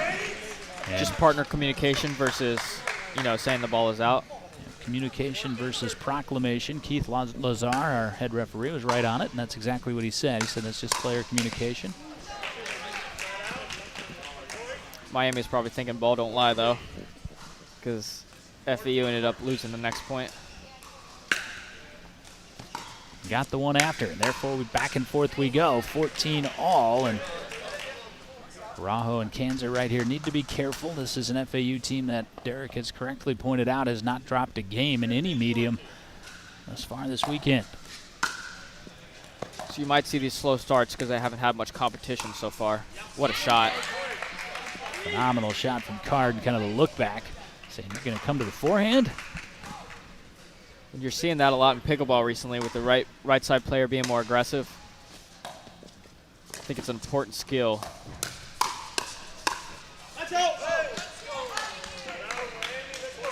Marceau looking back at the spot where that ball landed from Card.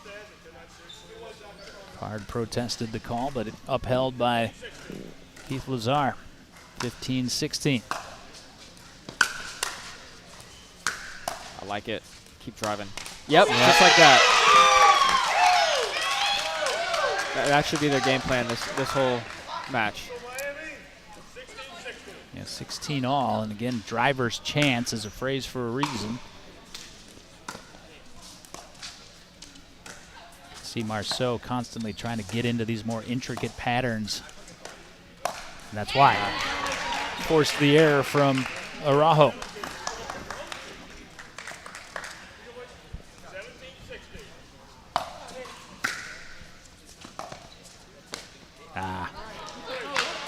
Big serve, short return, good drop. 18-16. FAU with game one in hand. Oh, and Card gives them the highlight they were looking for on the rail.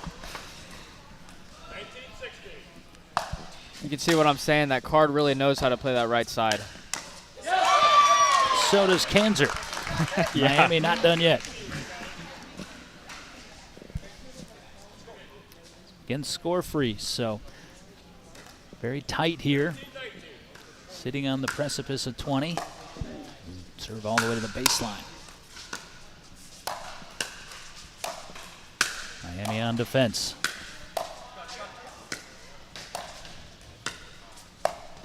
What a shot. Oh, he was in. And they're calling a football. Good call by the ref. Wow. At a huge time, too. It was beautiful to watch, but Keith Lazar was watching something else. He was watching the left foot there of Zach Marceau, 18-19.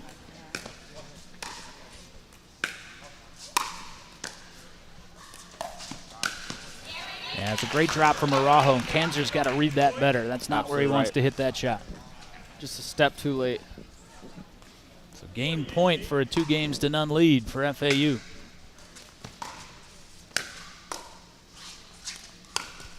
Options, and he missed Zach Card.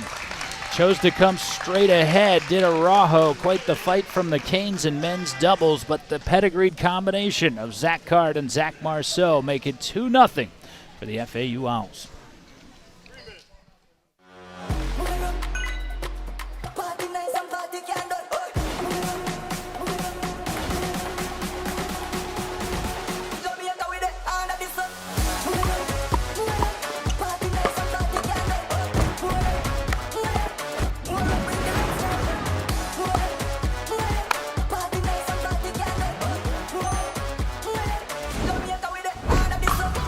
What's your duper?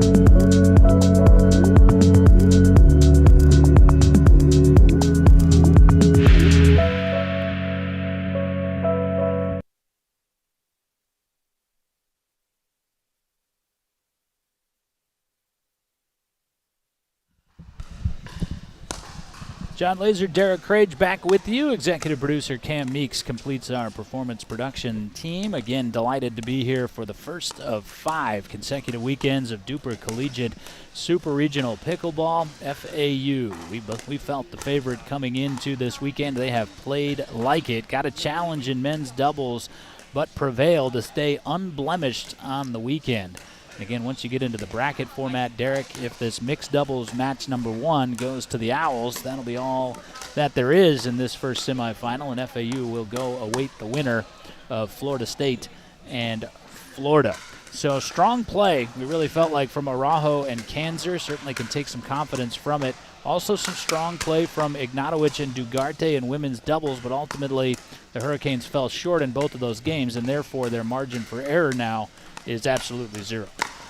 Yep, and, you know, the men's doubles team of Miami, they should come away from that match feeling pretty good because they came in with a 2% chance to win. They ended up only losing 21-18. Yeah, sitting there at 19-18, and I think one of the points you made earlier was really valid in that FAU's kind of been rolling through this weekend. Not kind of, they have been rolling. They hadn't faced a ton of stiff competition in their pool. They got competition, and there were a few moments, primarily on those early service faults, where I think you saw generally a service fault is due to a nonchalance and not really dialing in. On the end change, we saw the Owls tandem start to do that. Kind of a wake-up call of sorts as we play in the morning. And when we watched yesterday, we saw Django from Miami. He was really going after his serve. So when you play easy competition, you start to work on things that might not be as strong in your game. So FAU might have come out, still been in the mood to work on things, and then they said, hey, I got to straighten it up, and they did at the end. Yeah, and certainly, again, they had their way in their quarterfinal match this morning, won the first 3, as they're attempting to do here in this semifinal. Of course, FAU has already punched their ticket to nationals. 3 of these 4 will be competing. Bella Nelson, whom will compete in this first mixed doubles match for the Owls, will not be among them. But nonetheless, this men's tandem certainly talented enough to carry the day. So it will be Zach Card and Bella Nelson in this first matchup against Kyle Araujo and Brooke Dugarte. Again, Miami has to have it to continue this first semifinal. Right now, DUPR is giving FAU a 93% chance of winning. So that's higher than the women's match, but lower than the men's. And both of those were close, so I expect another close match here. 15 seconds. On my left, FAU. Serving Keith Lazar Miami. introducing the teams. 21, change ends at 11. Time in, 4-0. Nelson gets us started.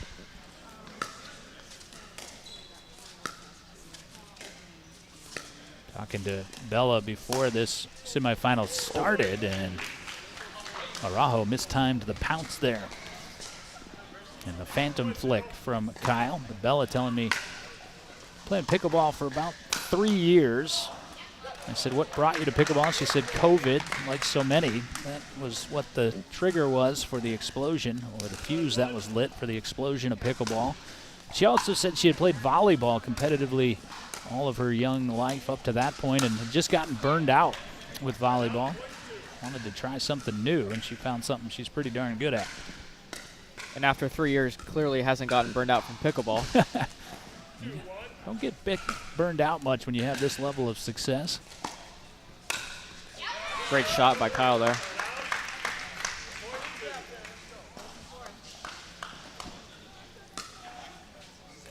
Again, semifinal number 2, Florida State and Florida waiting in the wings.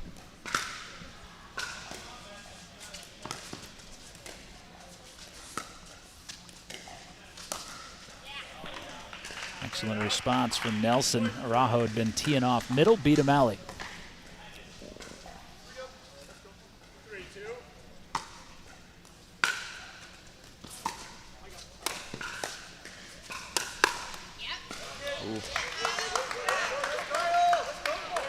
Card pantomiming the shot he wanted to hit on the speed up. 3-3.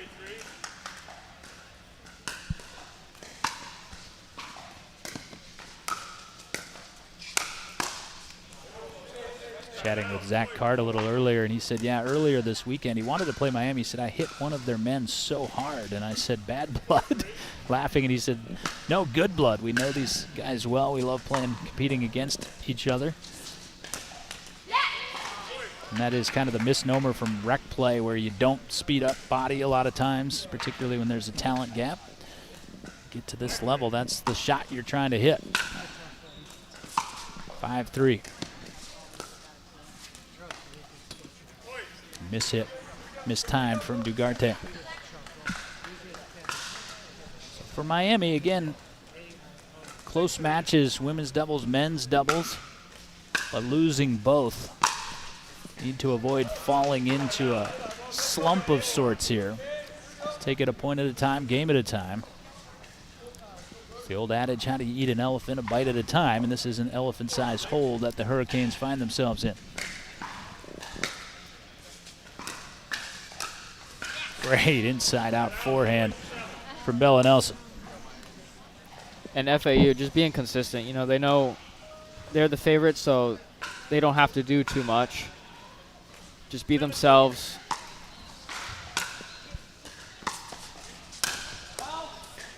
Little luck from the net there. Much needed. Yeah, Tate popped that up, but with some pace into the shoulder of Nelson. 5-7.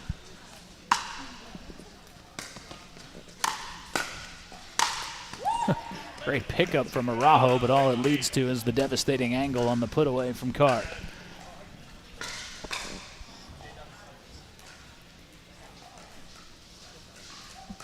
So 8-5, and kind of some of the buzz from the facility through the first 2 games has subsided, as I think people are recognizing that FAU has firm control of this overall team match at the moment. Fortunately, that's true, and you can see that from the Miami bench. They don't seem as into it as they did the first 2 games. Although Miami is playing well right now. It's, what, a 3-point game? That look from Brooke Dugarte right there. It is indeed 6-9 at Zach Card as he was preparing to make that call. She looked at him like, That was in. You know it was in. But that one was into the net. 10-6 for FAU. Next point for the Owls forces the end change. Great shot. Shot from Araujo. Caught Card leaning middle. Even Bella has to give him props there.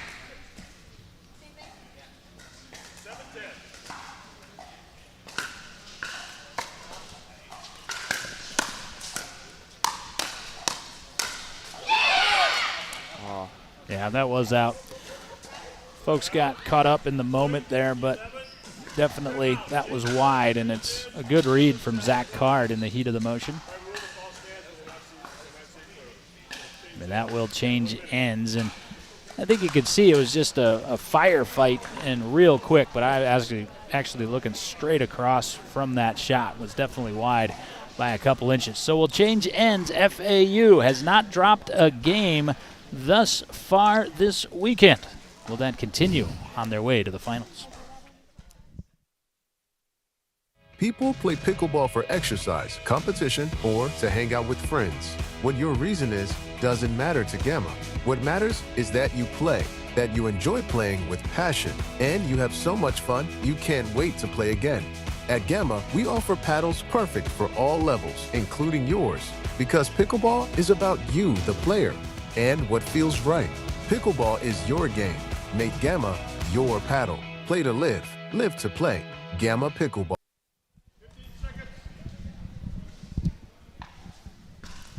Well, Derek Crage knows a lot of people in pickleball, including Zach Marceau from FAU, whom you've played competitively against before, and he was kind of looking over asking, hey, was that ball out? Yeah, we answered in the affirmative. Yes, it was. You want to be able to feel good about the calls that you make, and Card felt extremely good about that shot. 12-7 for the Owls. And I like to see Miami, the last point before the switchover, they were being aggressive and they had a point to put away. They didn't end up, but I like the strategy. Just like the other matches, when they go all out, they tend to win the points. Card went up into the air to win that point. Well, and actually a foot fault called against Zach Card, so the referee overturned. That'll tighten up the match a bit. 9-12 off the serve of Araujo.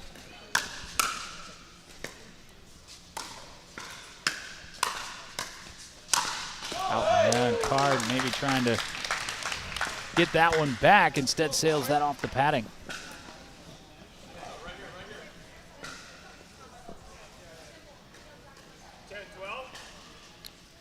Just like the other two matches, another close one. He's definitely got that angle down, and that time he was nowhere near the line. Third time's the charm.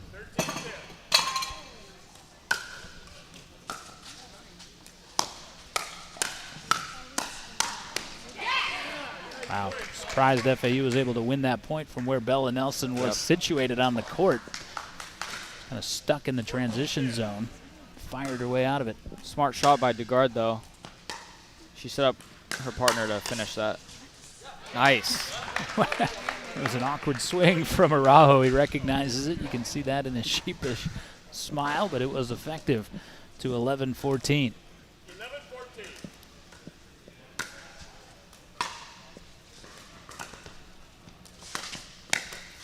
Ooh, that tantalizingly close to tumbling over, and does not. 15-11.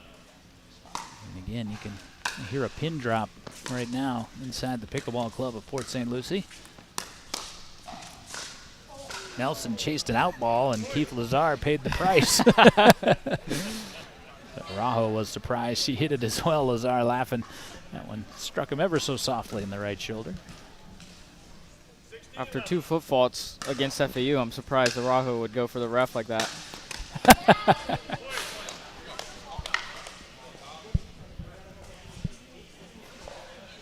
17-11, FAU closing in on a spot in the finals.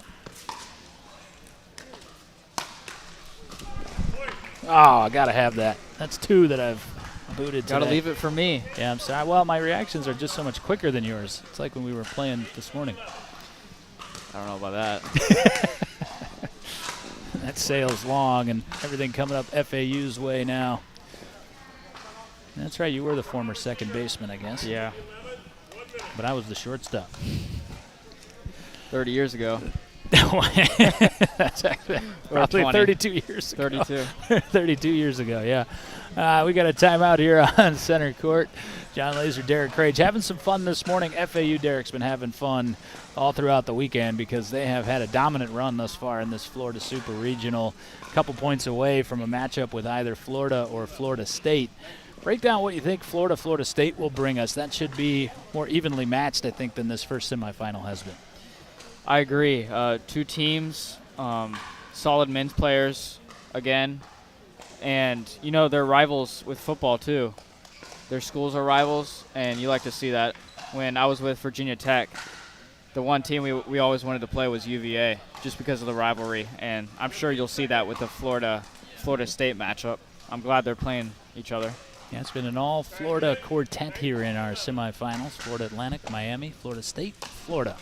A change-up serve from Zach Card leads to a return error from Araujo. So Araujo's played so well throughout the course of this weekend, as has this Miami team. Bid to nationals secured as it was. How do you call the score? You have 20, you have 11. How do you call the score? 20, 11.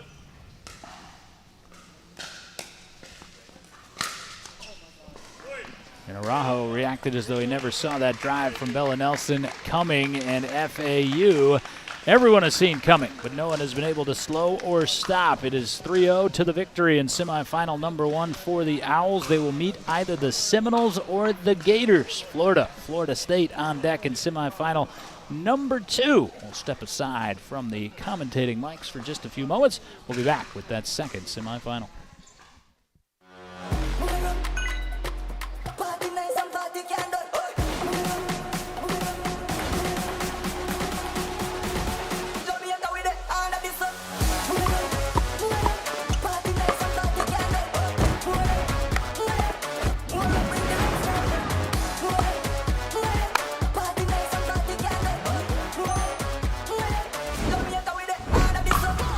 What's your duper?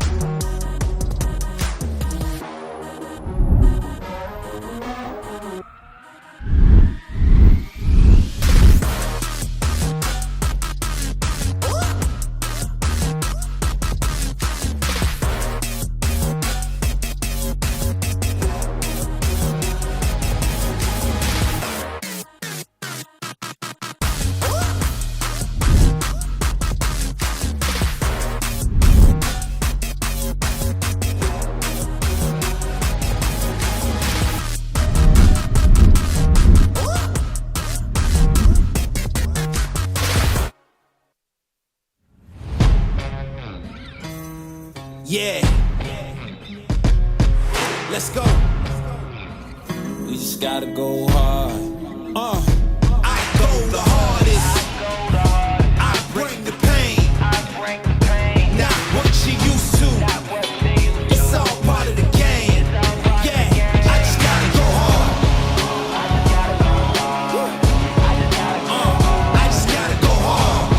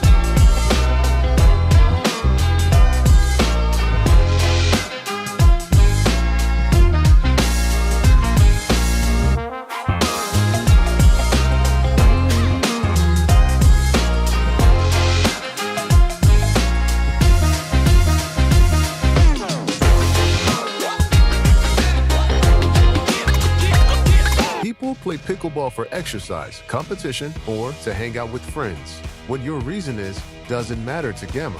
What matters is that you play, that you enjoy playing with passion, and you have so much fun you can't wait to play again. At Gamma, we offer paddles perfect for all levels, including yours, because pickleball is about you, the player, and what feels right. Pickleball is your game. Make Gamma your paddle. Play to live, live to play. Gamma Pickleball.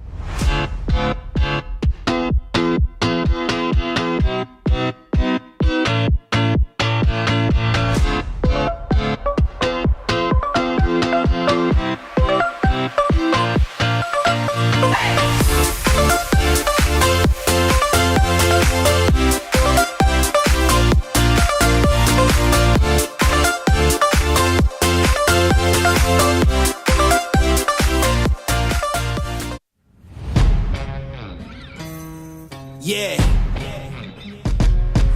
Let's go. We just gotta go hard. I go the hardest. I bring the pain. Not what you used to. It's all part of the game. Yeah, I just gotta go hard. I just gotta go hard. Party nice and party candle.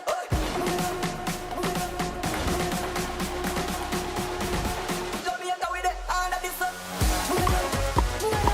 Party nice and party candle.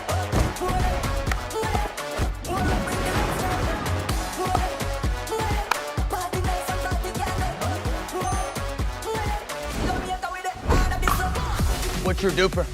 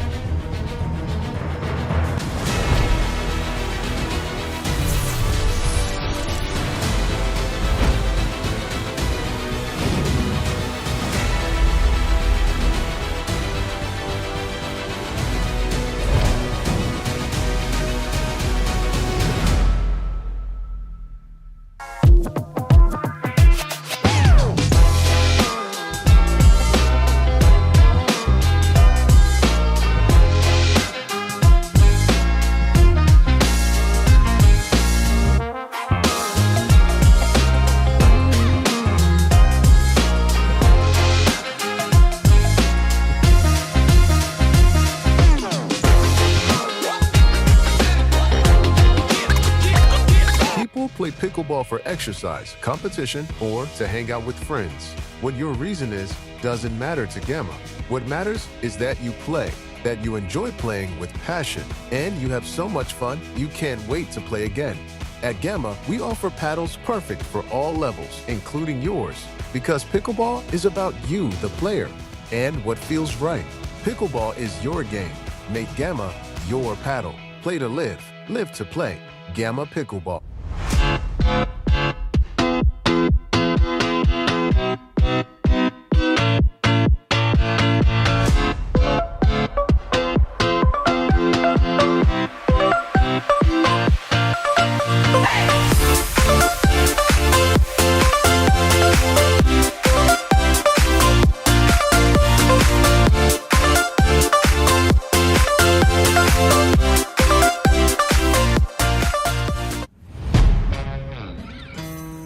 Yeah.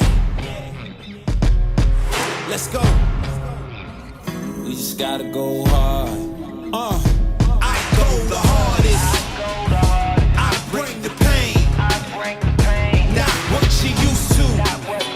It's all part of the game. Yeah, I just gotta go hard. I just gotta go hard.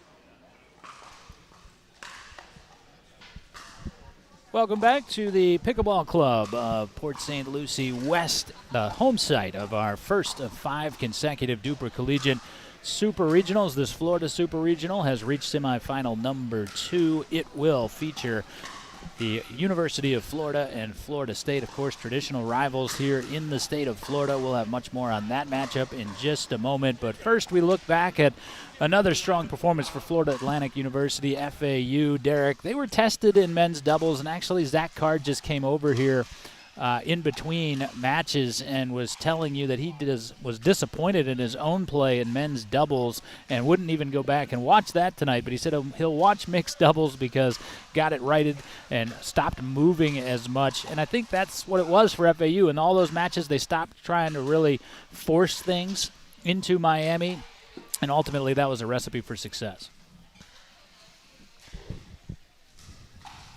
So FAU, the top overall, we thought, predicted seed here in this DUPR Florida Super Regional. They will await the winner of this matchup as, again, you look at the match summary from FAU and University of Miami. Women's doubles, men's doubles, both closely contested, and then Card and Nelson pulling away in mixed doubles match number 1. We're enjoying the sights, sounds, and tastes here at the Pickleball Club of Port St. Lucie. I had a muffin in between matches.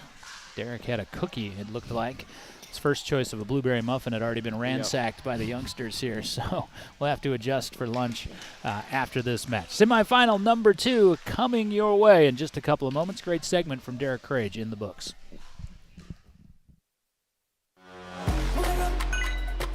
Party nice and party can done.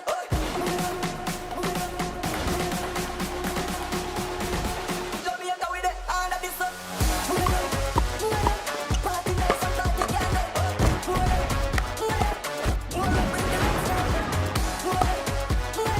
Party nice and party can done. Jamaica with the hand of the sun. What's your duper?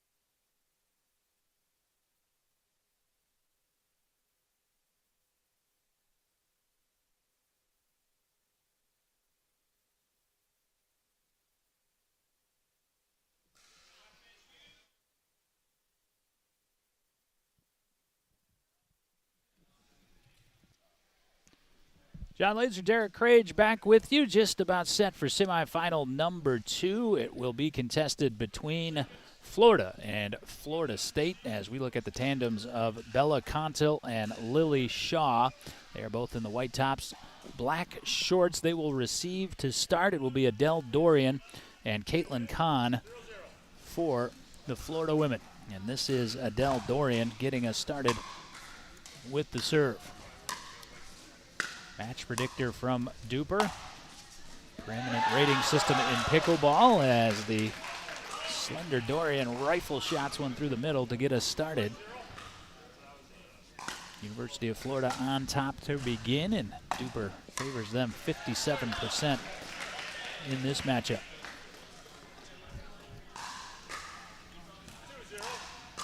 2-0 quickly for Florida.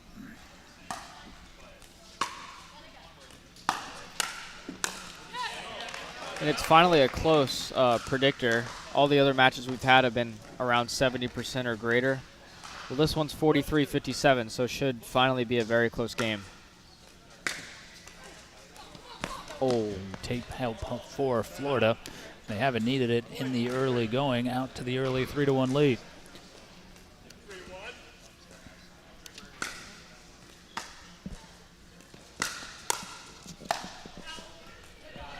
Sail long off the volley from Adele Dorian. 2-3, Florida Atlantic awaits the winner.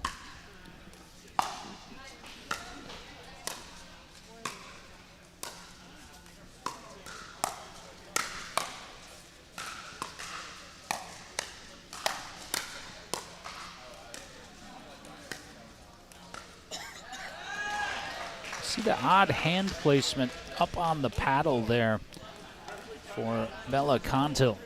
She has that left hand way up onto the base of the throat of the paddle.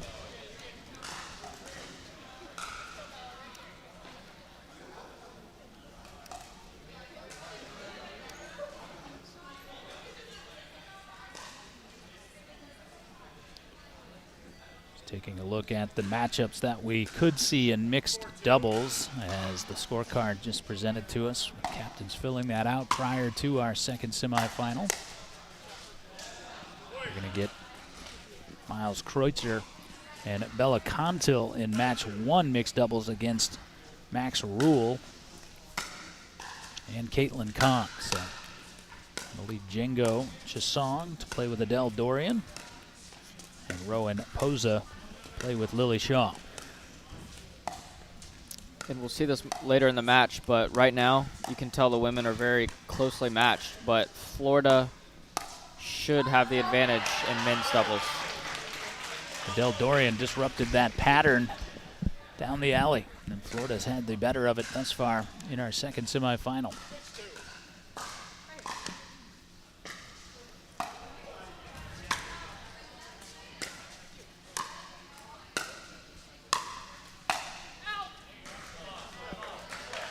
Adele swinging away at that backhand. She's playing with that Yola Mod Perseus.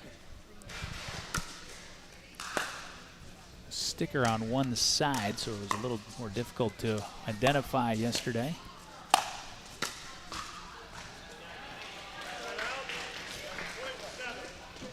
In Florida, they're just coming from beating Miami's second team, with FSU beating Georgia.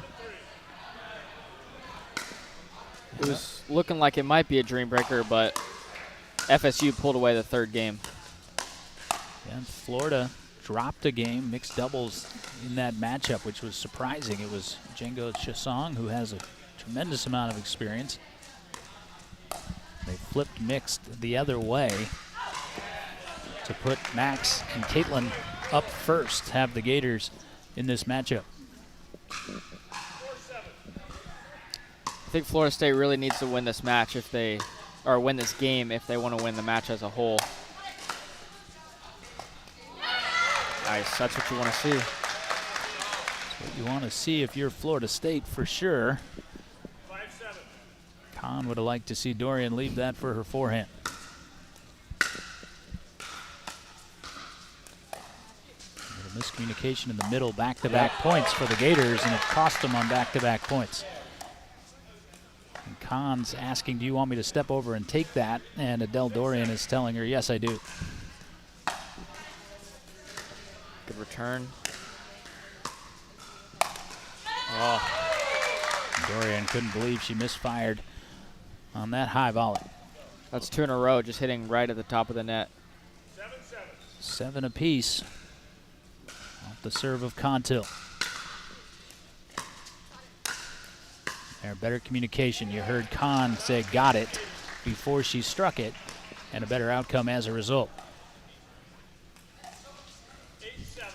Marabella Contil goes by Bella Contil, standing right in front of our broadcast location for the Seminoles.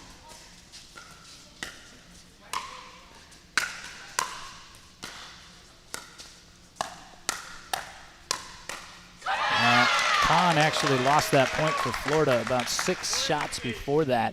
She had a high ball and for whatever reason passively backed off, took it on the bounce. And that put the Gators on the defensive, 8-all. We've seen that in a lot of games. You really want to take charge of those high balls, put pressure on your opponent, but when you back up, you let your opponent back into the match.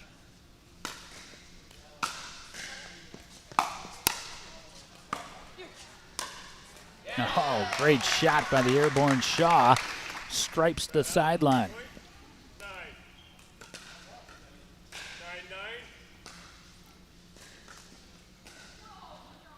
9-9. Both these teams had good showings at Nationals last year, with Florida making the final 8.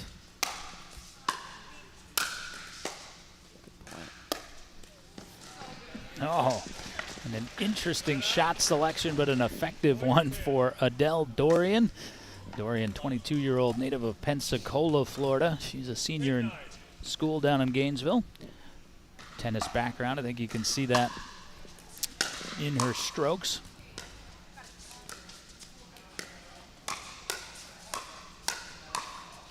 Nice.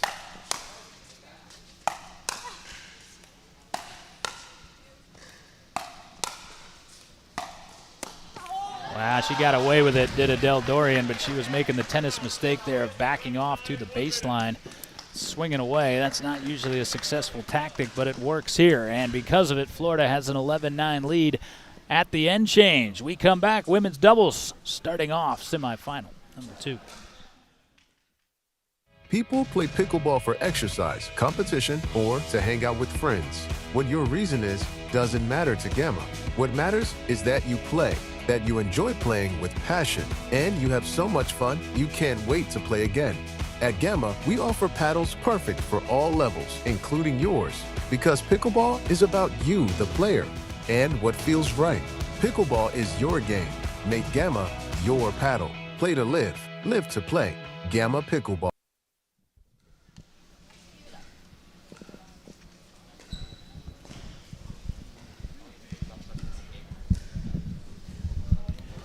End change, women's doubles starting off semifinal number 2.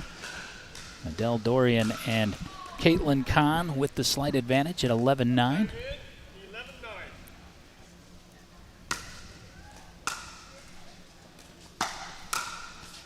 Great drive from Adele Dorian there with the backhand. And again, always interesting, that two-hand backhand coming over from women's tennis. So effective.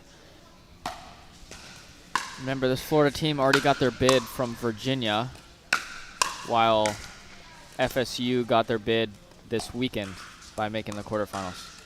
So both of these teams will be represented at DUPR Collegiate Nationals in November. And trying to adjust and contort up top, and unable to do so is Contil. Tape popped it up for Kahn, but a little mini run through the middle of this game has Florida on top, 13-9. Caitlin Kahn, 24 years old, graduate student from Fort Lauderdale in law school. Actually played collegiate tennis at Nova Southeastern, played tennis her entire life. Also already into the professional space, has her own photography business. So accomplished on and off the court. And Adele Dorian with a left-hand fist pump. And she finishes with that two-hand backhand.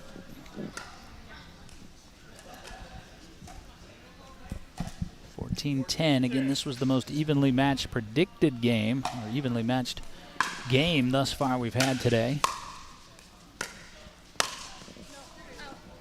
But as we look ahead, the first mixed game that we see, it's 52-48. So I'm really interested to see how that match goes.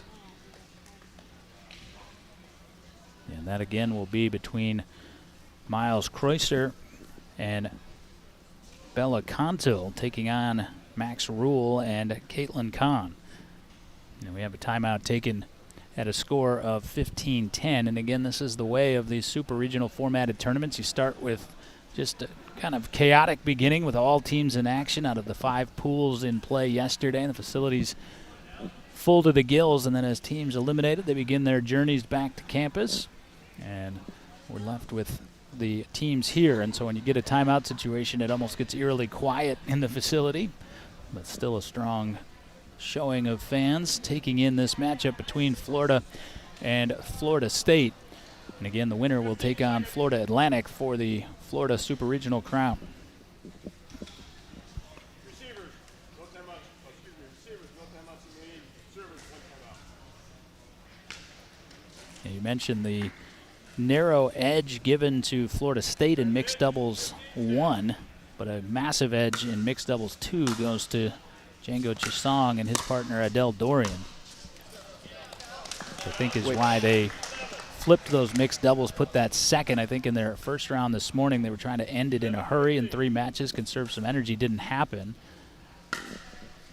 And they lost, right, Django and mixed? They in did. the quarters, so anything can happen. So turn it around, put it in an anchor format, as Florida on top 16-11 in women's doubles. And again, that drive with the backhand too much just eats up Kanto. Reminds me a lot of Alexandria from UVA. She steps back and just hammers that ball, which I think works more effectively in women's doubles than mix, which we might see later on. Oh, what a shot by Khan.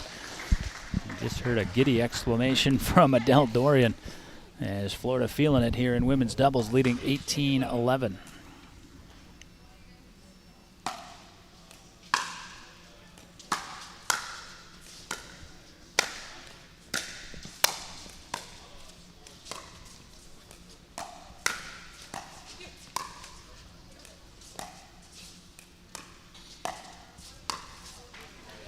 And all Gators trying to come down the backstretch here in women's doubles, leading 19-11. Mentioned Marabella Canto goes by Bella, sophomore from Weston, Florida, 19-year-old, so she'll be on this collegiate scene for a while. It's Canto on the serve return and will earn the side out for the Seminoles. Lily Shaw, meanwhile, her partner, 20 years old, Punta Gorda, Florida, psychology major, volleyball background. Nice shot. Yeah, Dorian let that go, and you get a burst of applause from the Florida State fans.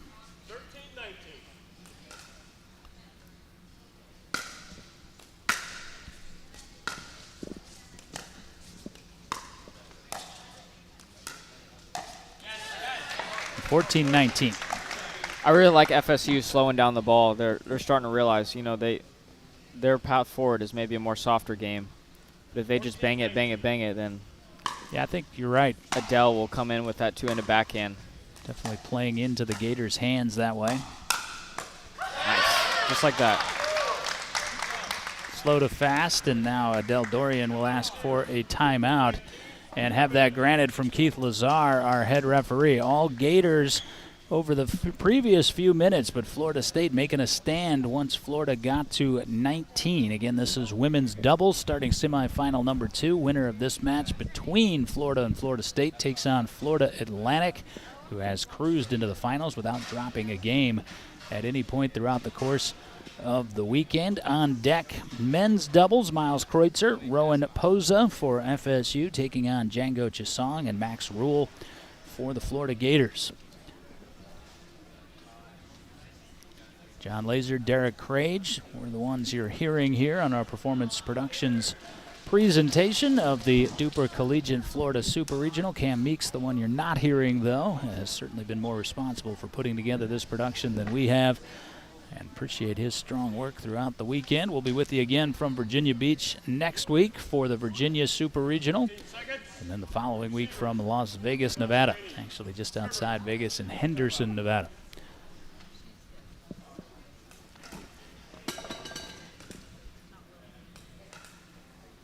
Time in. 15-19. It was 11-19 on the side out.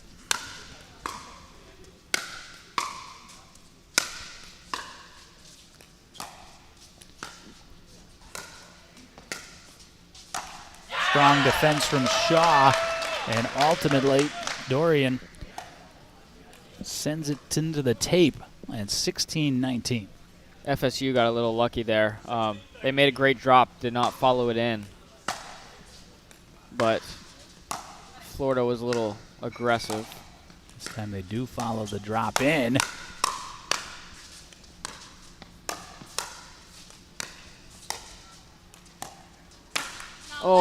Miscommunication in the middle. We saw that earlier in the match on the other side with the Gators. And now 20-16, score freeze in place. Game point here for the Florida Gators.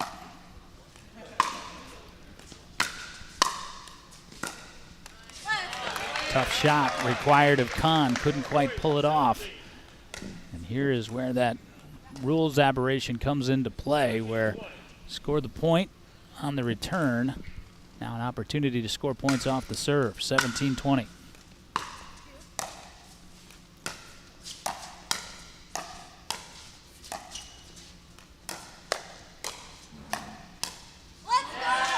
Dorian says, let's go right here. Let's do it. You can see, though, Florida State trying to move it over to the forehand side of Dorian. The backhand definitely much more potent. I agree with that strategy.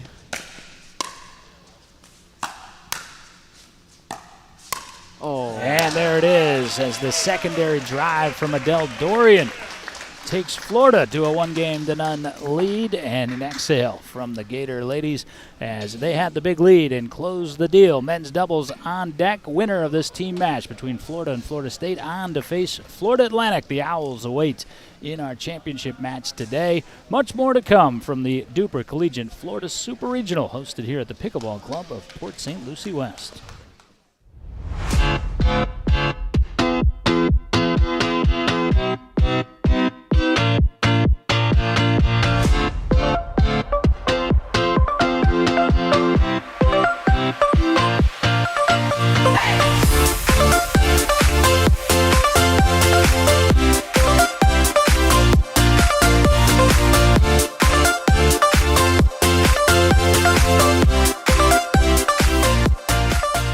People play pickleball for exercise, competition, or to hang out with friends. What your reason is doesn't matter to Gamma. What matters is that you play, that you enjoy playing with passion, and you have so much fun you can't wait to play again. At Gamma, we offer paddles perfect for all levels, including yours, because pickleball is about you, the player, and what feels right. Pickleball is your game. Make Gamma your paddle. Play to live, live to play. Gamma Pickleball.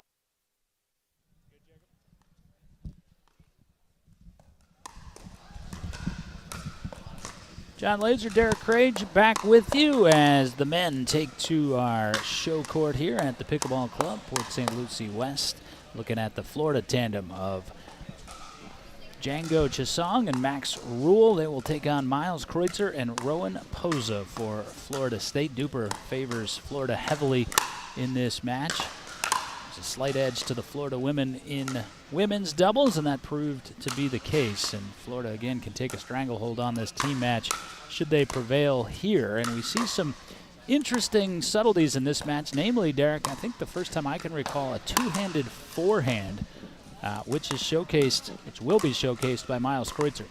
That's absolutely right. So last Nationals, we actually played FSU, and that was the first time I saw it.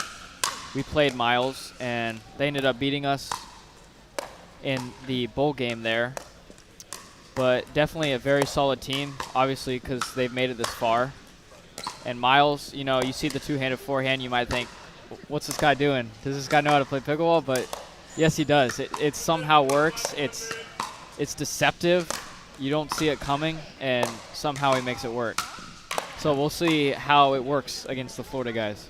So unconventional, to say the least. Here you see the two-hander on the forehand. We'll examine that a little further, and we'll get started with men's doubles in just a moment as you look at the win percentage chances. DUPR favoring Florida 97%, so it would be a big upset for the Florida State men. They'll try to spring it on the other side.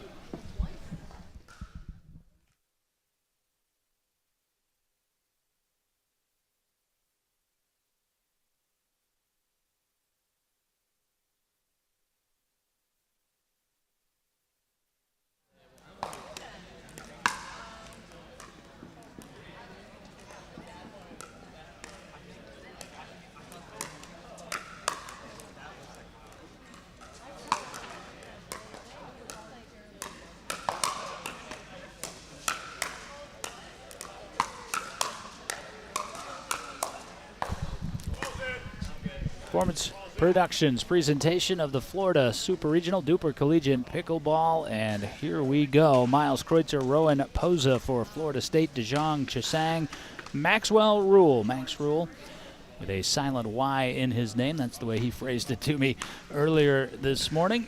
Florida makes their way in with a 3-1 victory in the quarterfinals this morning. They have women's doubles in hand, 1-0 lead here in our second semifinal. Keith Lazar presenting the particulars to the spectators, and there are quite a few ringing the court here in St. Lucie. And despite the odds, I expect this to be a good, close game. Introduce your competitors. Chisong is in the pink hat to serve. His partner Max Rule in the white backwards cap. Miles Kreutzer just struck that dink. He is in the garnet top. First point to the Gators. Meanwhile, his partner Posa in the gold top. Seminoles Gators in pickleball. Rivalry adding another sport to it. 1-1.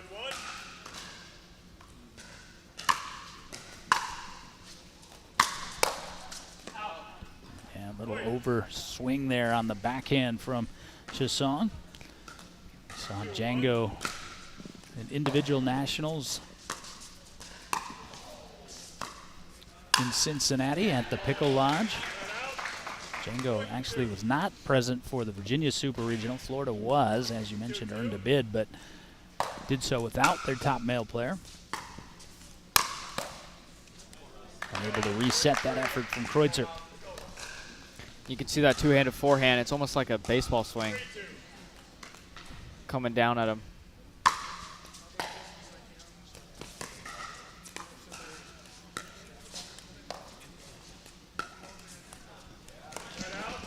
Posa leaves the forehand dink just a bit short. 3-3 is the score. 4-3 for the Florida Gators, again prevailing in women's doubles. It's a partnership newly created for Florida this year. Talking to Django a bit yesterday, and said he's really enjoyed playing with Max Rule. And some may remember Jack Foster used to play for Florida, but he has since graduated. Yeah, Jack and Django were that combination atop, but we've seen Max step in ably. 19-year-old sophomore from Tampa, Florida. Dual sport background in baseball and tennis, and Chisong showcasing his balance, able to keep himself from falling forward into the kitchen.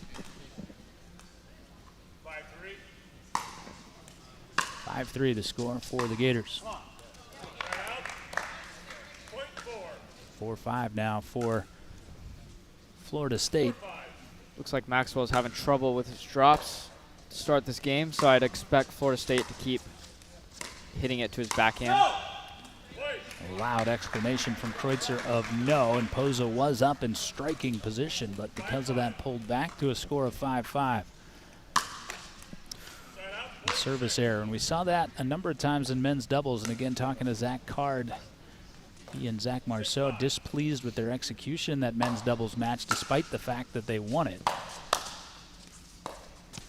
Oh, great read by Miles Kreutzer. He had to take the other hand off there, couldn't do it with two hands. Maybe impossible. I'd like to see a two-handed forehand Ernie. Yeah, I was just content with the one-hand forehand Ernie and the cry of let's go right as he struck it.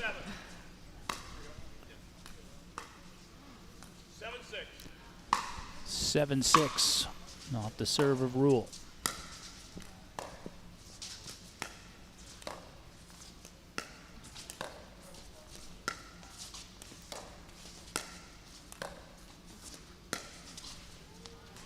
Great lob. Caught the back corner.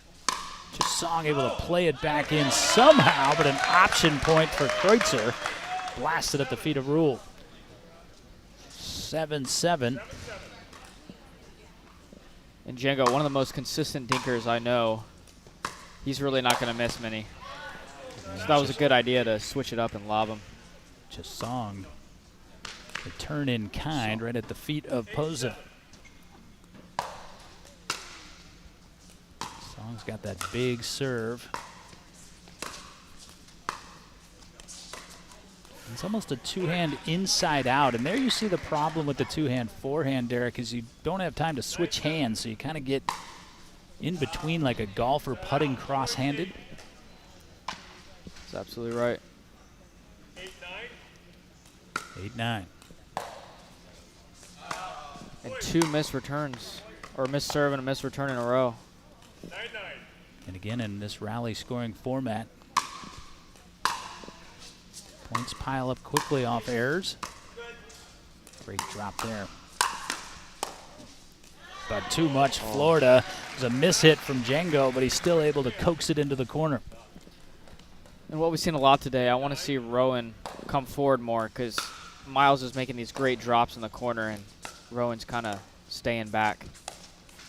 Yep, and again, there's that kind of inside out. It's not really a forehand, it's not a backhand, it's a shovel, but it will lead to an end change. 11-9, Florida on top. Interestingly, it's been an 11-9 score in each of our last 4 gender doubles matches. Florida has women's doubles in hand, looking to take a 2-0 lead. Florida State, though, giving them a fight here in our second semifinal.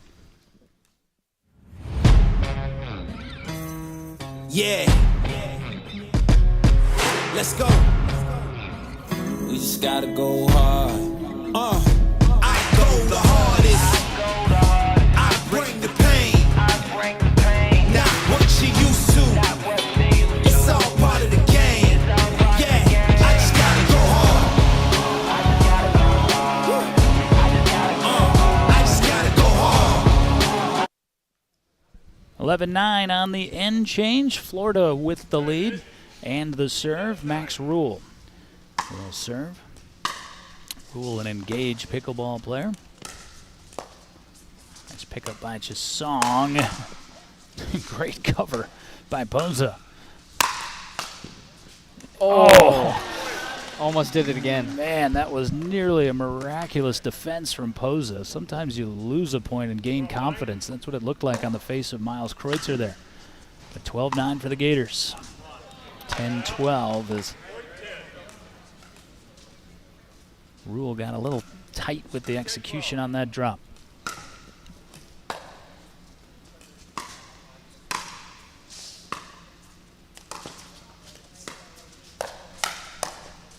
Nice. So good from Rowan Poza. 11-12.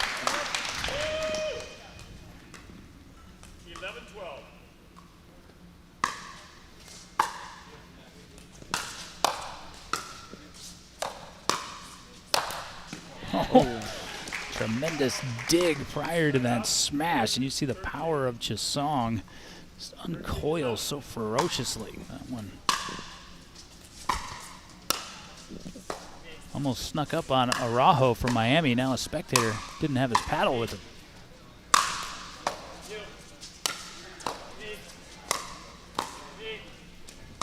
Great communication from Florida State.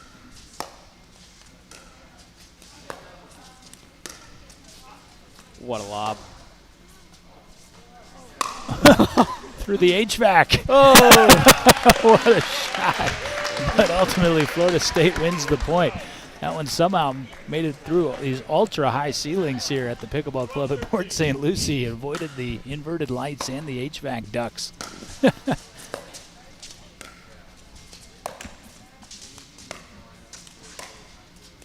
Seen some excellent shot making in this men's doubles matchup. Great pickleball right here. Sometimes whoever's impatient first loses the point. That was Poza. 14-12, Florida Gators. Oh, a rip.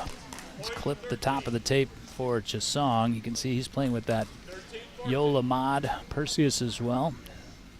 Got his sponsor Addict on that paddle. 13-14.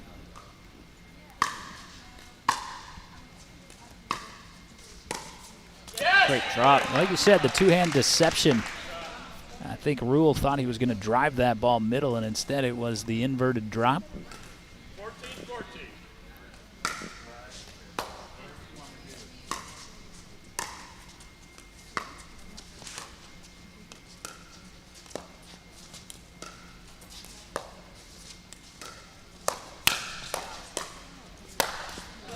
Great cover in the midst of that by Poza, but just too vulnerable position. 15-14 for Florida.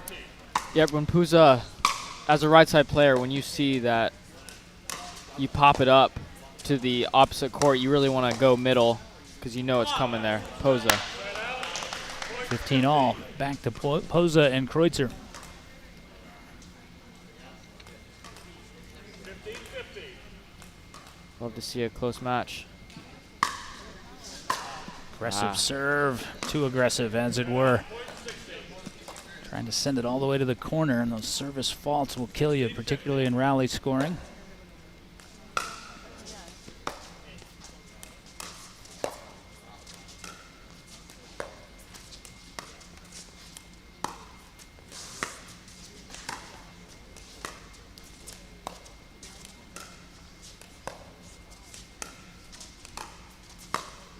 Yeah, and that's the pattern I'd continue to favor if I was Florida. Completely agree. He's gotten caught a couple times on that backhand. He's leaning middle and he's coming over. It's just so hard to transfer from that two-handed, forehand to backhand. Too much on that lob from Posa and easy to identify for Rule. Florida opening up a 3-point lead, and that will lead to a Florida State timeout and a consultation over in the far corner. Keith Lazar, our head referee, steps in. He is tracking the proceedings, as are we. This is game 2, men's doubles. Women's doubles went to the Florida Gator women as well. Florida had an advantage, we felt like, coming into the semifinal, and thus far they've played that way, Derek. Yep, and as I said, I expected this to be a close match. It's been so far, other than the last run by Florida.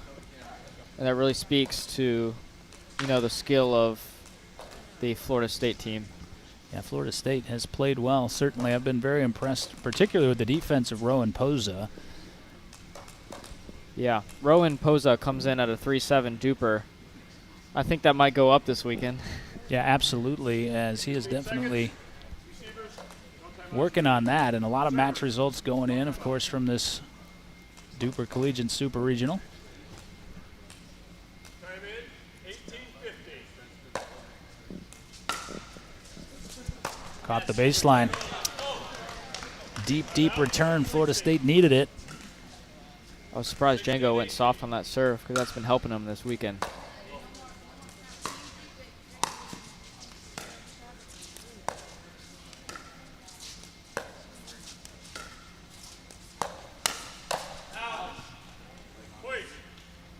Django went for the 1-2 combination, forehand, backhand, and misfired to 17-18.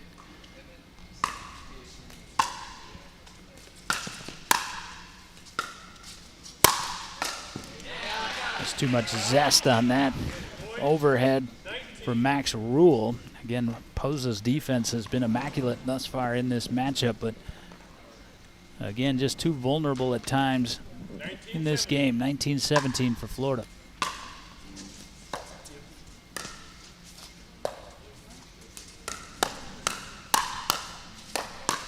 Great cover by Django there. Yeah, Posa started it and couldn't finish it. Florida one game away from finishing men's doubles. 2017. Soft serve again.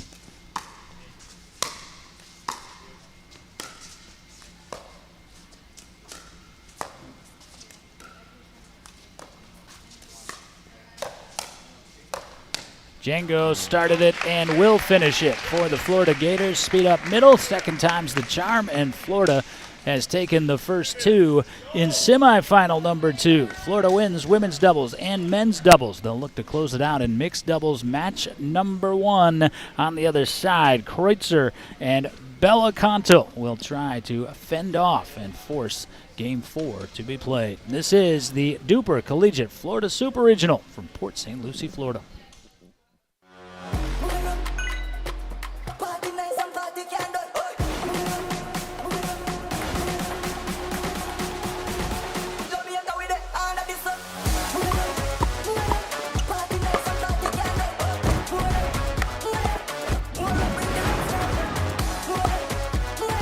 Party nice and party can do it. Jamaica with it under the sun. What's your duper? People play pickleball for exercise, competition, or to hang out with friends. What your reason is doesn't matter to Gamma. What matters is that you play, that you enjoy playing with passion, and you have so much fun you can't wait to play again. At Gamma, we offer paddles perfect for all levels, including yours, because pickleball is about you, the player, and what feels right. Pickleball is your game. Make Gamma your paddle. Play to live, live to play. Gamma Pickleball.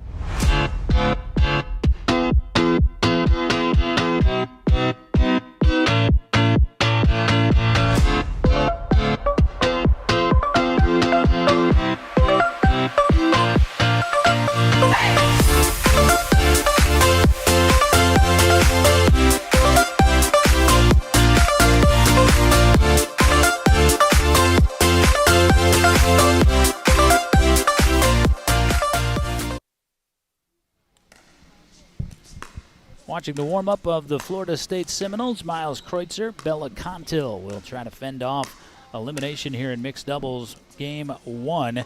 And this is the most evenly matched predicted game that we have had throughout the day, according to DUPR.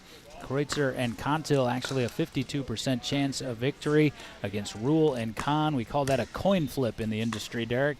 And the coin needs to bounce or land Florida State's way here to force the second mixed doubles match. We just had an interesting conversation with Django Chisong off air here on our live cast.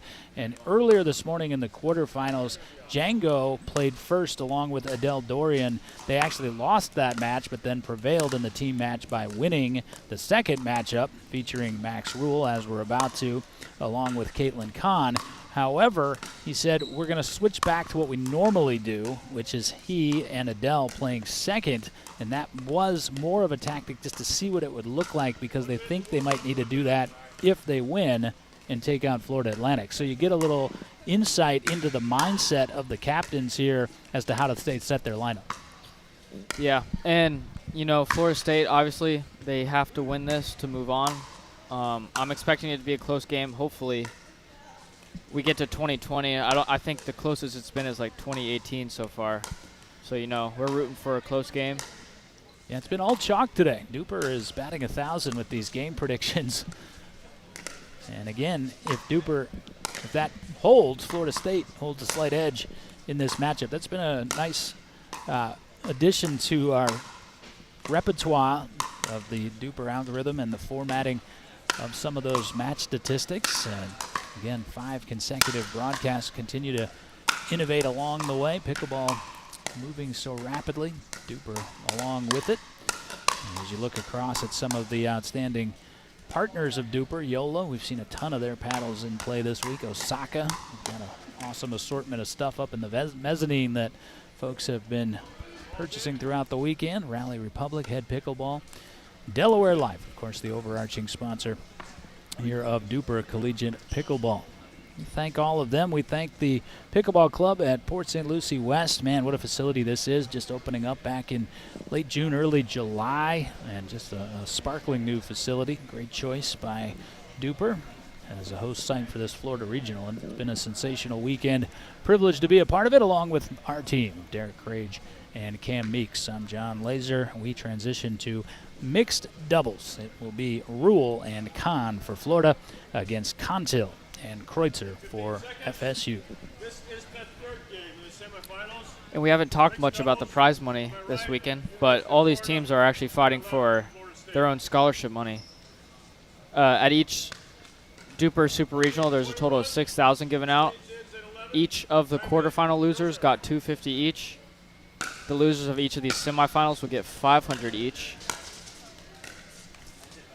And so a lot on the line, despite the fact that both of these schools, nationals assured. Great point by you.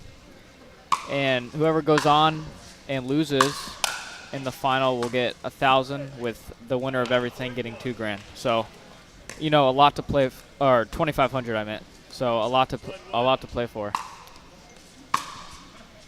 Along with the title of Florida Super Regional Champion. 2-1 in the early going for Florida State.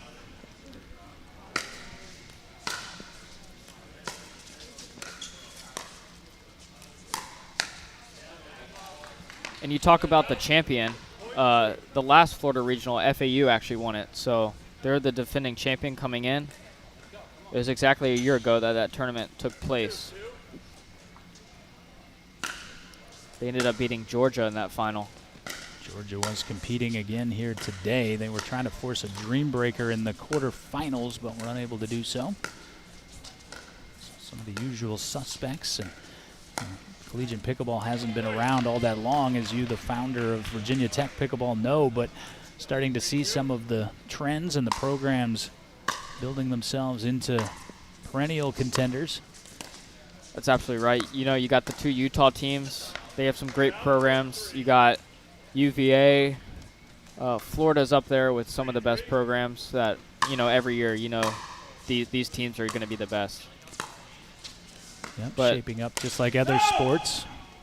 FAU, they came in hot last year. No one really knew about them. They came, won the Florida Regional, and then did very well at Nationals.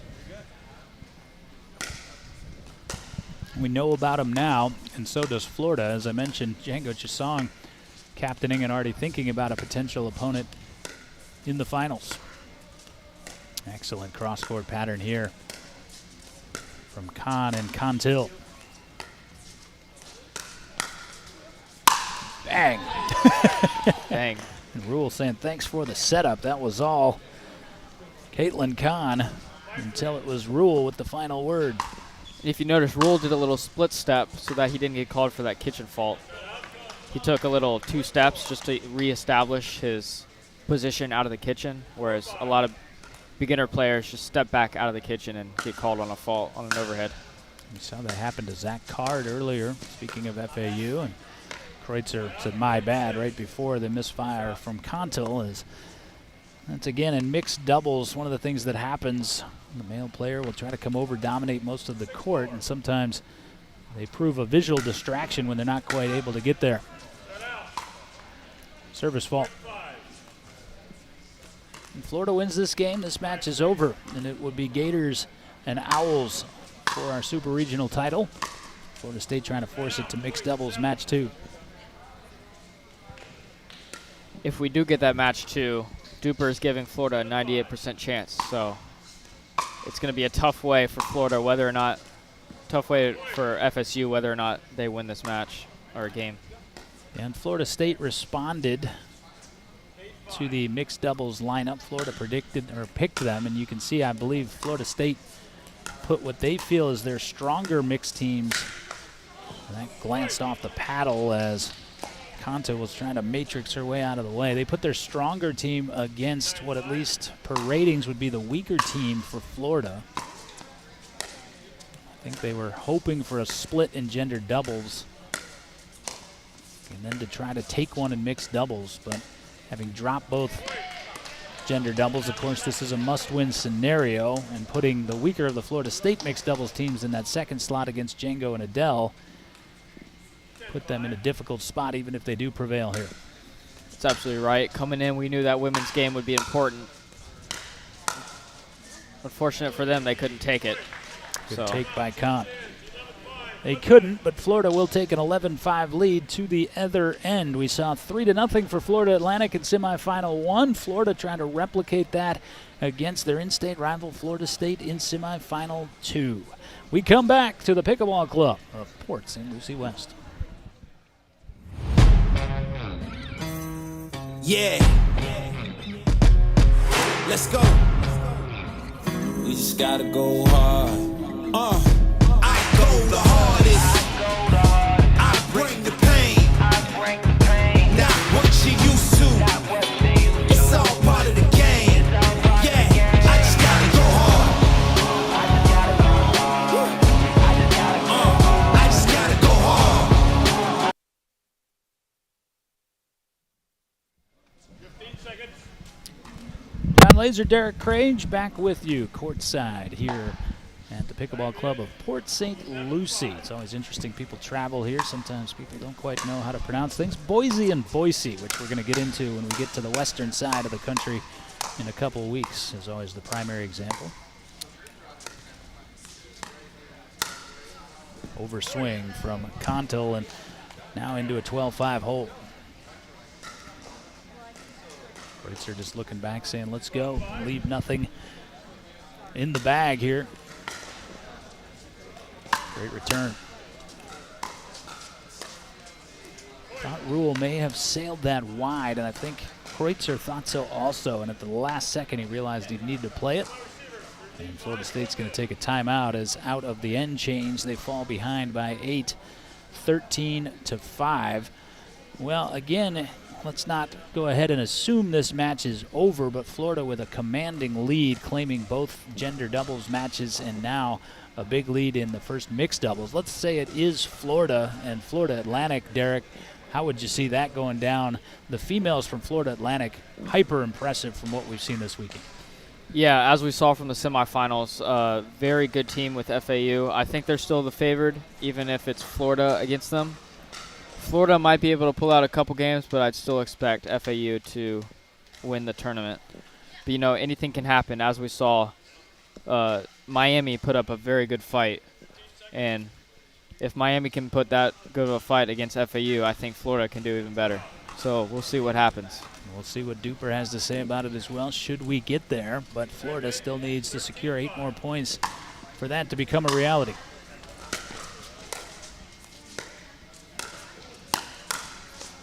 Nasty roll from Khan, and even better defense from Contil. Bella Contil serving off 6-13.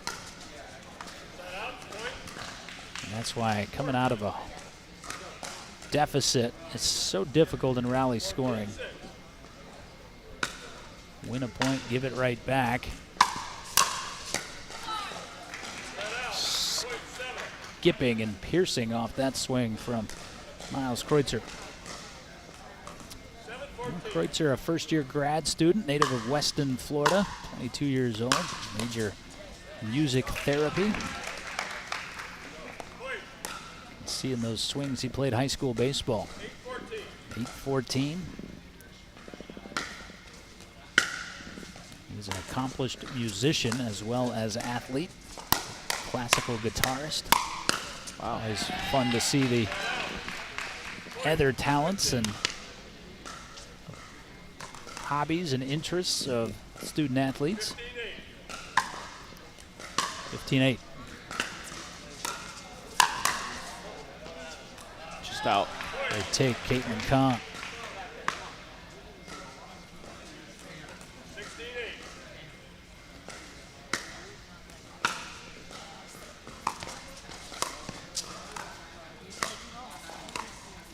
I like that corner. That time he used the unorthodox paddle positioning as an advantage. Sleight of hand from Kreutzer.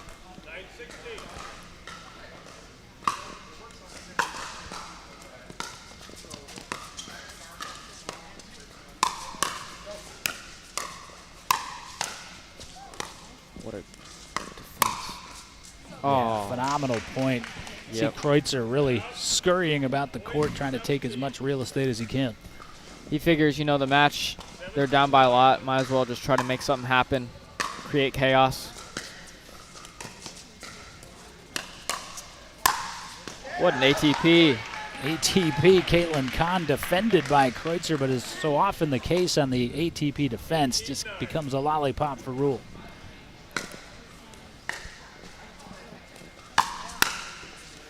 ATP used to be a kill shot. Now it's a setup shot. Kreutzer affected the eye line of Caitlin Kahn. Yep, faking that Ernie can be so distracting. And then you just dink it in the net. Because nobody wants to get Ernied.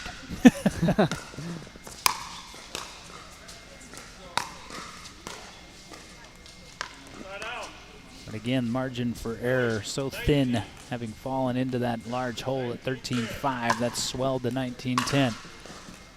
I'm really impressed with how Maxwell is playing this game. Yeah, me too. It seemed in mix, he was a little shaky. Or in men's. Yeah, men's. He was a little shaky, dropped some drops in the net, but now he's, you know, he's calm, steady, hitting every drop.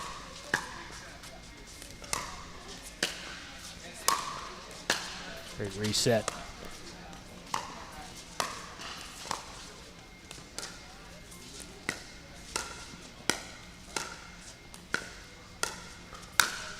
Oh, the tape prevents Florida from the finals for a moment.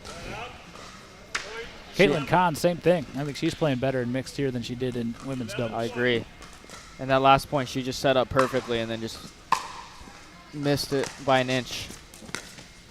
Score freeze in place here, but another opportunity on a match point for the Florida Gators. This is where they need to finish it. 2011. 2011.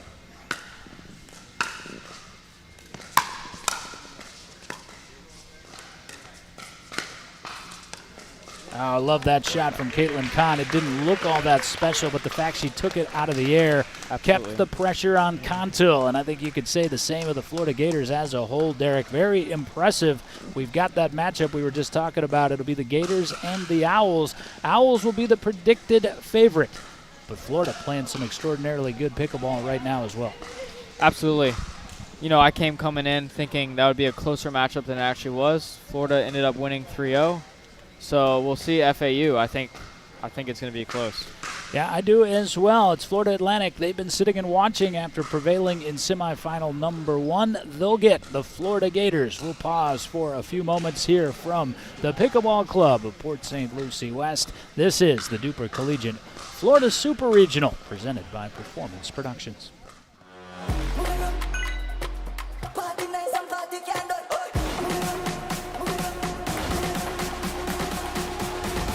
Jamaica with the hand of this. Party nice and party can't do it.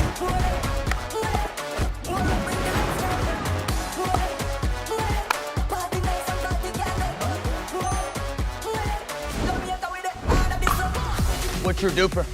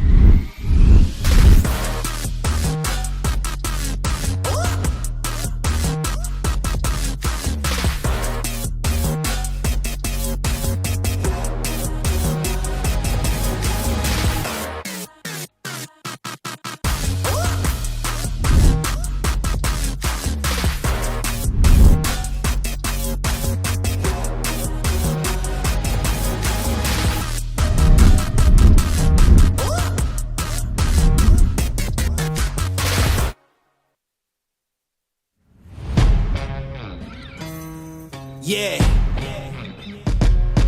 Let's go. We just gotta go hard. I go the hardest. I bring the pain. Not what you used to. It's all part of the game. Yeah, I just gotta go hard. I just gotta go hard.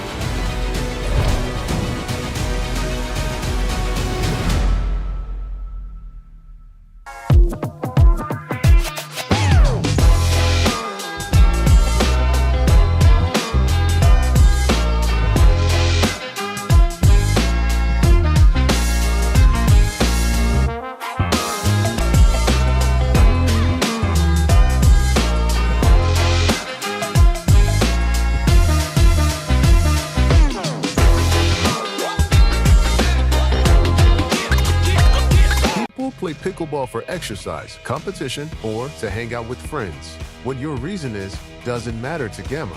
What matters is that you play, that you enjoy playing with passion, and you have so much fun you can't wait to play again. At Gamma, we offer paddles perfect for all levels, including yours, because pickleball is about you, the player, and what feels right. Pickleball is your game. Make Gamma your paddle. Play to live, live to play. Gamma Pickleball.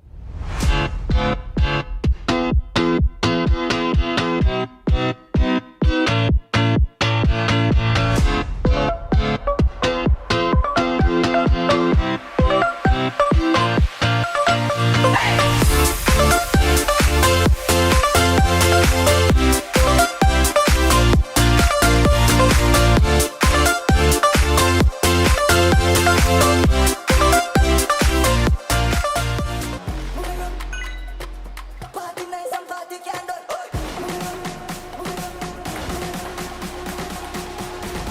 Jamaica with the hand of the sun. Party nice and party candle.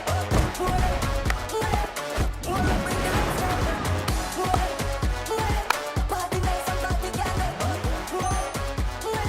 Jamaica with the hand of the sun. What's your duper?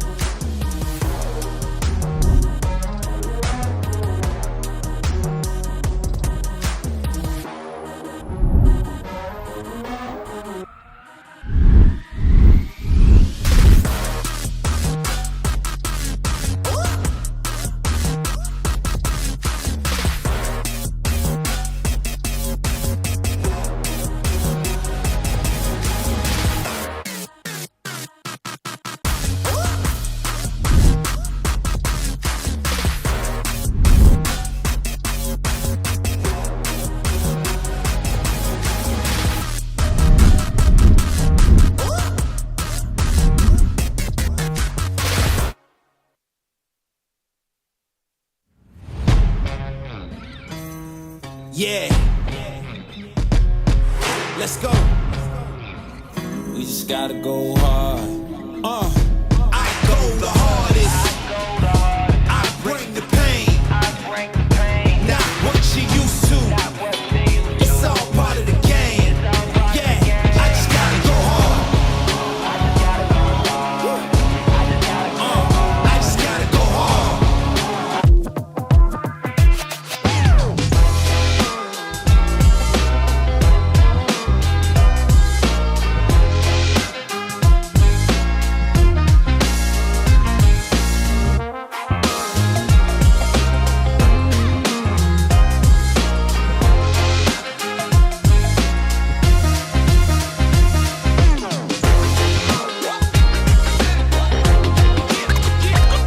People play pickleball for exercise, competition, or to hang out with friends. What your reason is doesn't matter to Gamma. What matters is that you play, that you enjoy playing with passion, and you have so much fun you can't wait to play again. At Gamma, we offer paddles perfect for all levels, including yours, because pickleball is about you, the player, and what feels right. Pickleball is your game. Make Gamma your paddle. Play to live, live to play. Gamma Pickleball.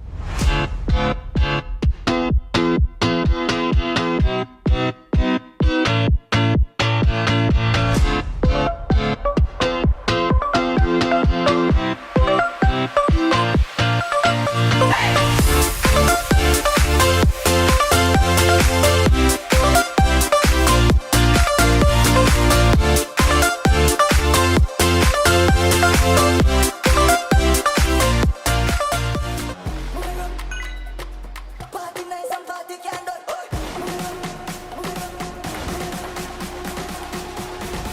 Jamaica with the hand of the sun. Party nice and party candle.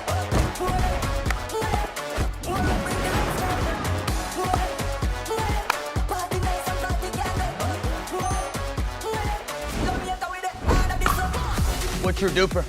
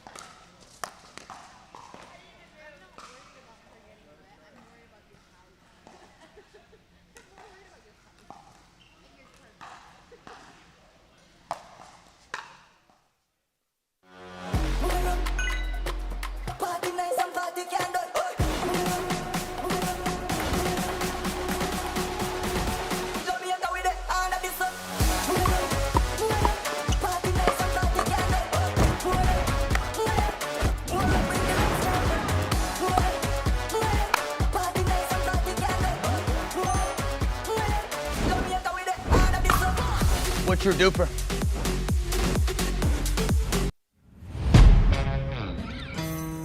Yeah. Let's go. We just gotta go hard. I go the hardest. I bring the pain. Not what you used to. It's all part of the game. Yeah, I just gotta go hard. I just gotta go hard.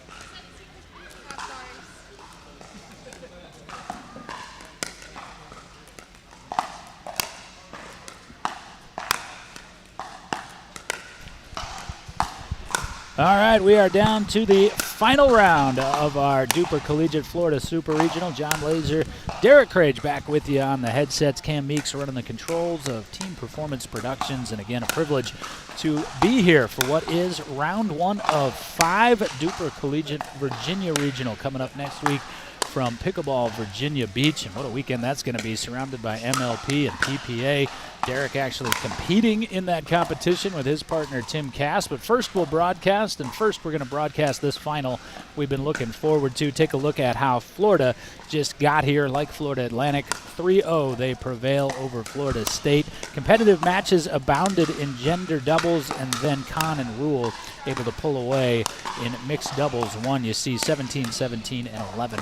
The final score. So again, heavily predicted as the winner in this match by Duper is Florida Atlantic, but as the old adage goes, Derek, that's why they play the games. You think Florida has more than a puncher's chance in this matchup? I'd say they just have a puncher's chance. But, I mean, like you said, anything can happen. Obviously, Florida is in the final, so they've done a lot of work to get here. They've really improved throughout the tournament. I can definitely see it, you know, new players. But, yeah, just like the other semifinal with FAU, they had a 98% chance of winning. That ended up being a close game. So, again, this time, who knows? Florida might be able to make it a close game. Yeah, again, the matchups, all familiar players to you now, all have competed on this championship court. But in men's doubles, it will be Zach Card, Zach Marceau for Florida Atlantic against Max Rule, Django Chisong. That'll be the second match in this team format. But first up, it'll be Bella Nelson, Ava Capitayo against Caitlin Kahn and Adele Dorian. And on the women's side, heavy advantage to Florida Atlantic. If Florida is going to prevail in this team match, they cannot lose men's doubles. That's right. I'd say for Florida, they're expected to win women's. They could probably lose it and still be okay because men's doubles, FAU only has 65% chance.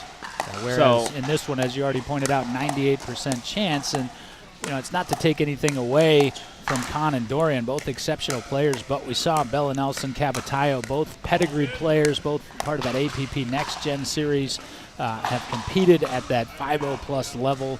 And again, they've come in as the strong favorite in this matchup. We'll see how that plays out, of course, as Keith Lazar, our head referee. Really enjoyed working with Keith, by the way. He keeps the trains running on time here. And in pickleball, that's so important when you have the chaos of a schedule. And as he told us he would be, he's going to have them on the line at 12 noon, high noon. Thank you to Keith for doing just that. So we're ready to go. Winner is the title holder in this DUPR Collegiate Florida Super Regional. Both these teams have already punched their tickets to DUPR Collegiate Nationals in Dallas in November. I think Florida's road to victory here is putting up a strong performance in women's, and then taking men's, and then hopefully taking one of the mixed, and then with a Dream Breaker, anything can happen. Yeah, I think you'd have to go helter-skelter in the lineup in the Dream Breaker also. Yeah. If you're Florida. But you do have the tennis backgrounds with the women's players for the Gators. Let's reintroduce you to the competitors as you look at them. Nearest to you, bottom right corner, that's Bella Nelson in the light blue shirt. In the navy blue tank top is her partner, Ava Cavatayo. And it'll be Cavatayo serving. You can see Caitlin Kahn up in the top of your screen. Off screen at the moment. Preparing to return serve is Adele Dorian. Keith Lazar introducing the competing schools. Florida Atlantic University, FAU, versus the University of Florida. Ava Cavatayo's mom actually in attendance came over and was thanking us for pronouncing the last name right. So that doesn't happen all that often. I told her, we don't have a ton of standards for ourselves, but we do pride ourselves on that baseline expectation. Yeah, even though I've messed up a couple today already. Well, knowing and executing are two different things. But, yeah. You've bounced back on each occasion. And I feel that, like, how many people mispronounce my last name? Oh, yeah. Crazy. Krajé is how you should say it. No. Krage, K-R-A-J-E. Oh, I feel your pain, man. I'm laser with an unnecessary A in there. Lazer, whatever the case may be. Strong start for Florida.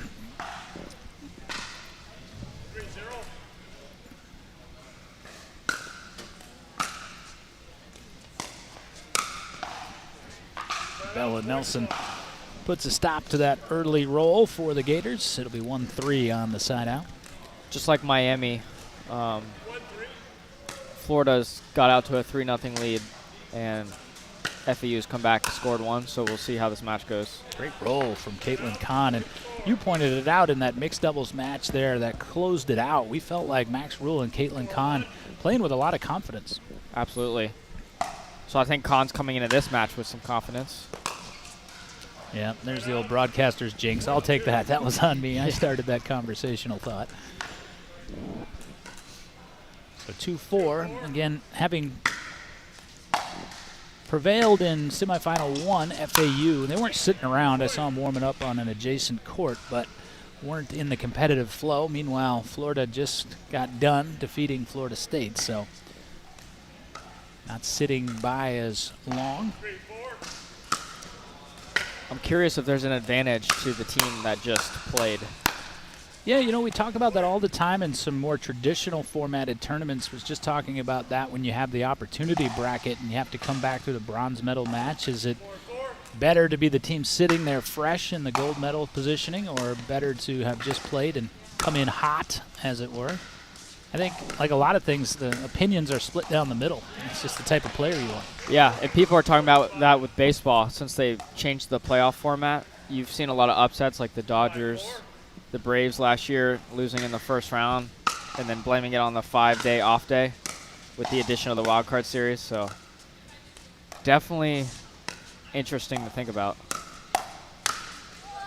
But FAU is off to a hot start, so that break didn't hurt them. No, it didn't, but it was Florida that got out to that quick 3-0 lead. Now Florida Atlantic kind of exerting their authority here in the last few points. Again, not a lot of dinking or patterns on the women's side. Hasn't been thus far in this game either. 5.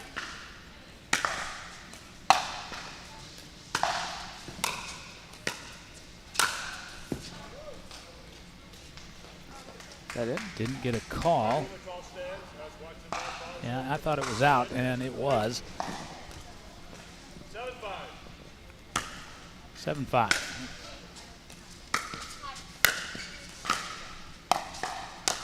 That was a great shot from Bella Nelson. Absolutely. It was a nice job of Adele Dorian just to get it back, but she got it back in a compromised position.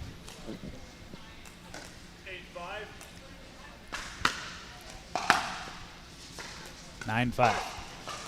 They might want to take a timeout. I think they're going to wait for the end change. 9-5. I do that sometimes.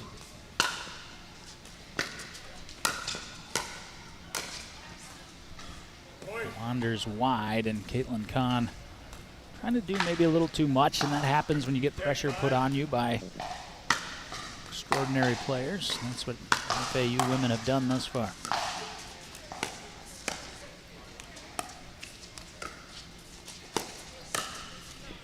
Just a bit long. Yeah, now we saw a more patient point there from the Florida tandem. That's what Florida needs to do if they want to win this match. Get into those dinking rallies.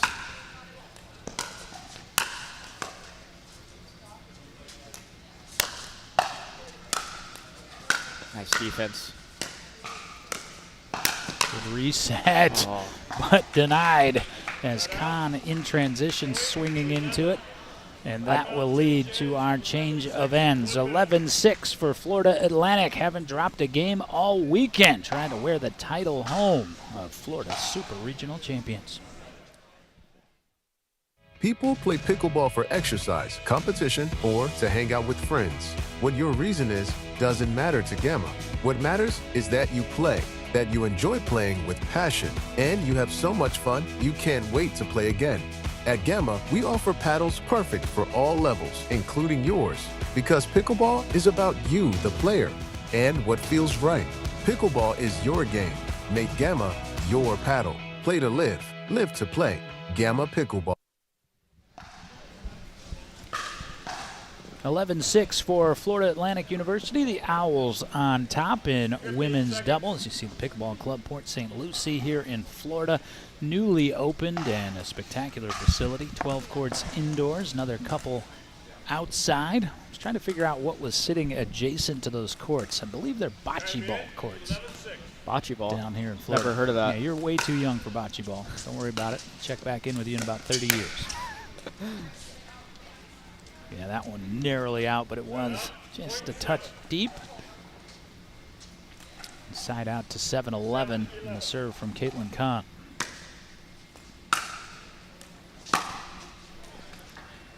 Not sure. Yeah, I think it was in. top spin it way its way in. Tennis shot. 8-11. 8-11.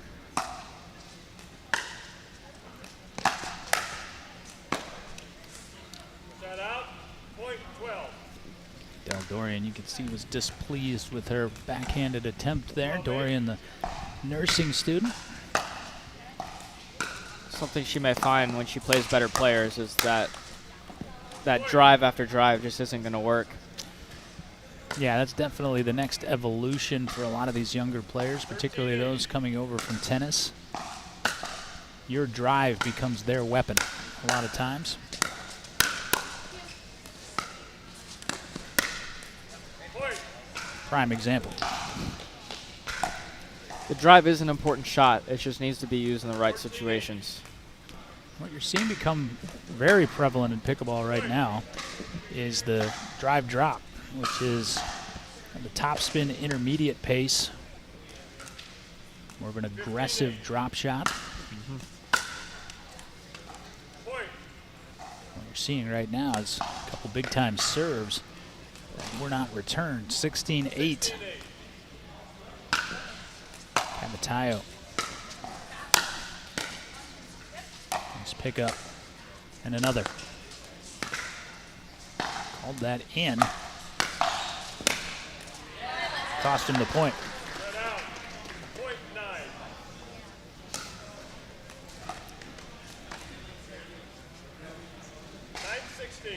19-16, Caitlin Kahn.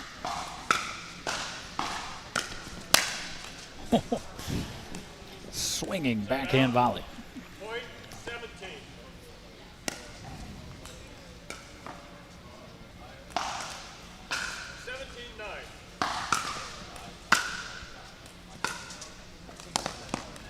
Point. 18-9, and FAU pulling away here in women's doubles.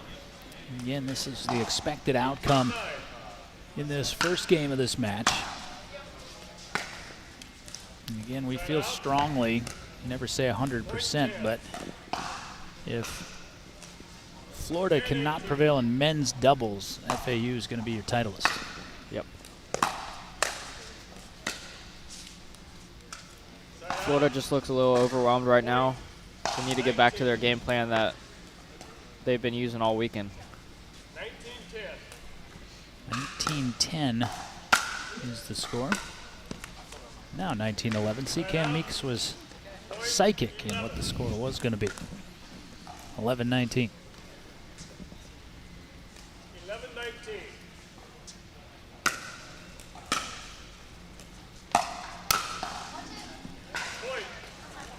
Little miscommunication in the middle there. Here's my favorite. Bella says that's my fault. Not the communication part, but the execution.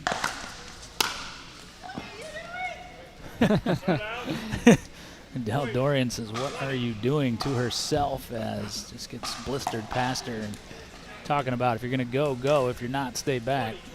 Caught in no man's land, or in this case, no woman's land. And again, a big serve from Cavatayo, and an expressionless victory for FAU. They expected to win, and they did. 21-12 is your final in women's doubles. The Gators look to respond in men's doubles. We don't call things a must-have all that often. This one will be on the other side. Party nice and party can do.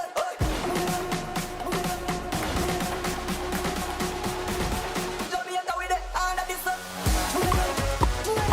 Party nice and party can do.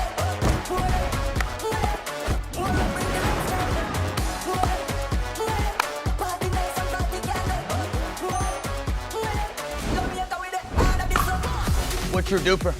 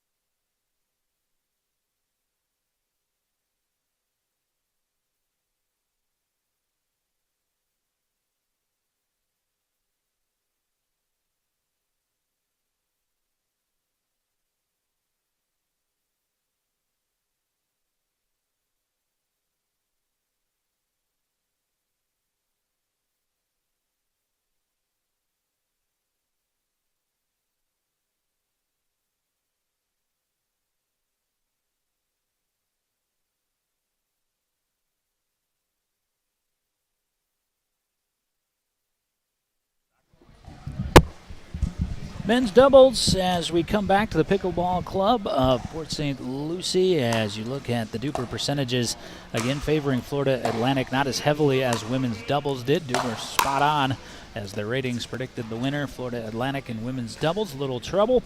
Card and Marceau, the Zacks, a 65% chance to win. Their average DUPR 5.362. However, you look over Django Chisong and Max Rule, average DUPR 5.206. So you get up into that level of a DUPR rating, Derek. You're splitting hairs a little bit. All four of these players are phenomenal players, well regarded, well pedigreed, and Florida certainly, this is their best chance of those gender double matches. They need to seize upon it. Absolutely right. I think you come into this tournament, the two best men's doubles teams I think are on the court right now. This is the matchup you really want. I expect to be close. I expect a lot of long rallies and, you know, just a great pickleball game. So, Zach see. Card was over at our broadcast location a couple of times and was displeased with his own play in men's doubles, even though it was a victory in the semifinal round against Miami. But he said, I was moving too much, wasn't executing. We saw the 4 service faults from FAU split evenly between he and Marceau in that semifinal round. But he also said, you know, do you guys enjoy the commentating? Because I would be great at that. I'm very blunt. And he was blunt in his assessment of his own play in men's doubles. And now you look at Card and Marceau conversing about their strategy going into this match. Again, talking with Django Chisong, who's in the pink hat. That's his partner, Max Rule, there, choosing the ball. Said, you know, I've really enjoyed playing with Max. I enjoyed playing with Jack as well. You were discussing that earlier. We found some quick chemistry. We've been impressed with Max Rule today. So Card will begin serving. He'll be on the right side for FAU. Zach Marceau, backwards hat, navy shirt, off screen at the moment. Will play the left side for the Owls. Meanwhile, it'll be Rule on the left side and Django Chisong to play the right side for Florida. Time in, 0-0. Card gets us going. And Florida earns the first point. And FAU coming in with a 65% chance of winning this game. 1-0. Again, that's one of the closer percentages than we've seen recently. Nice pickup by Rule.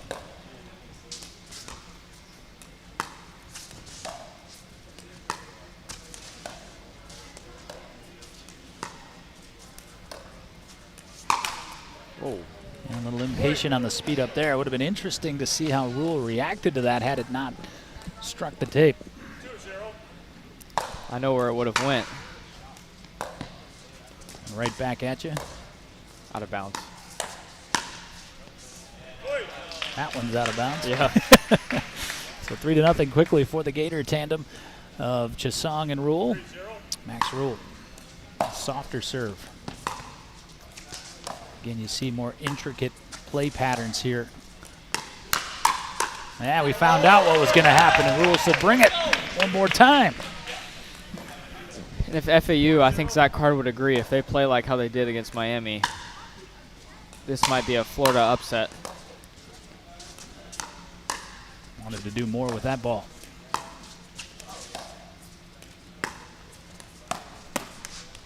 That was a great spot chosen by Marceau. Marceau hasn't been able to get himself involved all that much from the left side outside of those dinking patterns. Great serve as well. Yep. So a couple quick points, and although Florida surged out to that 4-0 lead, it's been sliced in half already. 2-4. Service fault number 5. Here we go again. 5-2.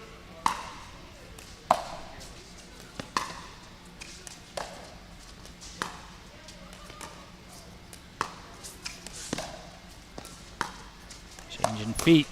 Well, it's the second time, though, Marceau has caught Chisong kind of observing, and that is not like Django generally.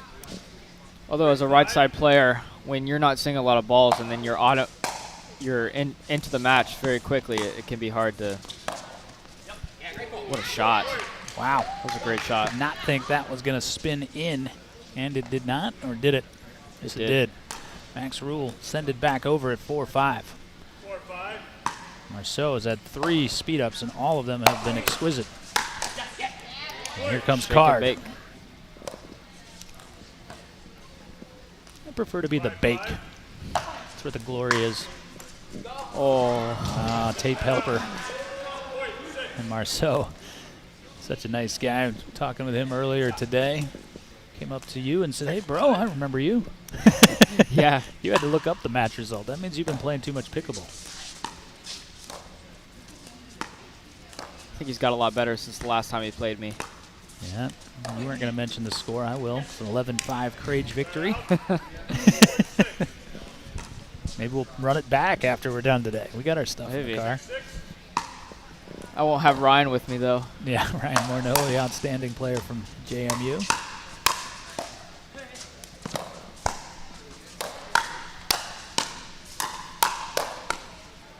Oh, that is just extraordinary pickleball, and the crowd recognizes it immediately. The point goes to Florida. We saw the talents of all 4 players there. That's a hand speed we talked about with Zach Card. Yeah. Good job, left side player coming over and taking that elevated middle ball. Yeah, Marceau's really putting himself into this match, and it's working. But another ill-timed service fault. Again, that 4 in the semis, 2 thus far in the finals. Miami was unable to fully take advantage.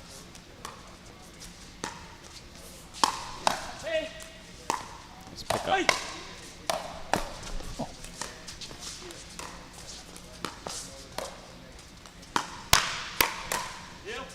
What a reset. Man, goes on it. Django fist pump, but I'll tell you, Max Rule was the player I was most impressed with in that sequence. Absolutely.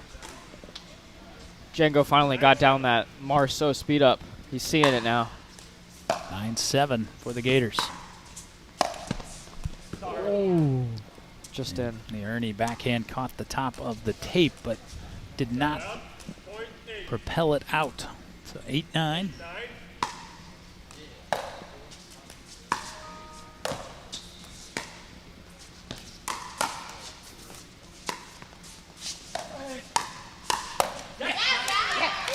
Card this time with the exclamation, 9-9.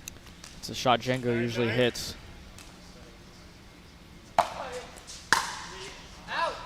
There's that serve again. Even though he missed one, he's gotten a couple points on it, so. Yeah, continues to go big. 10-9. I don't think it was there, and Django was the last to see it. So 11-9 for Florida Atlantic as we change ends. The Owls prevailed in women's doubles. They've turned a deficit into a slight lead. Right back to Port St. Lucie.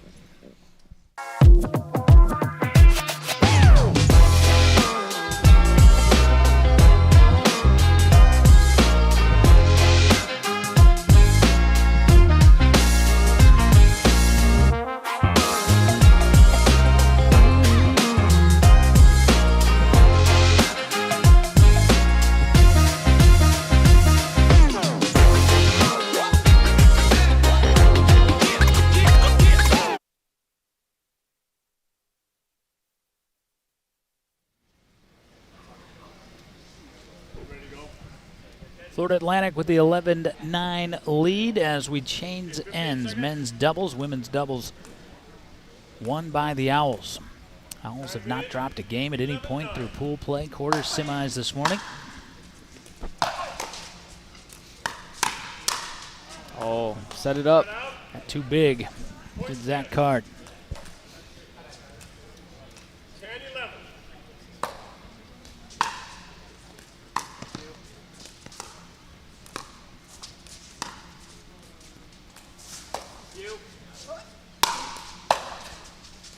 Good leave.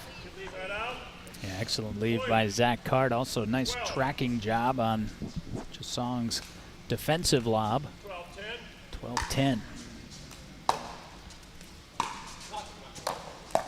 Oh, fabulous roll. Django Jasong. 11-12. Back to the Florida Gators. 11-12.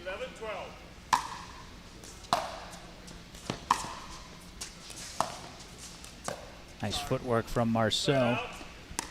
Apologized to Jasong, not sure exactly why. 13-11. Big serve. Oh, and Card with the put away. But all created by that big serve from Zach Marceau. 14-11. Wow. Apologizes for that drive that connects with the stomach of Rule, but Rule would be the one to say, I just didn't see it. Yeah, And a timeout taken by the Florida Gators as they did in women's doubles and as they've done throughout this tournament this weekend, just lengthening out these leads a little bit at a time. Florida Atlantic certainly playing as the aggressor the last couple of points and moments, and I think this is a well-timed timeout taken by Florida. Yeah, Florida Atlantic, you've seen a couple times in this tournament. They're close in games, and then they just get off to a lead, and then from there, it's really over. So let's see if Florida can get themselves back into this match. Florida trailing 11-15 out of their timeout. Keith Lazar, our head referee, taking the full minute here as allocated. And again, Marceau with the hand gesture over to apologize, asking Max Rule if he's good. 15-11.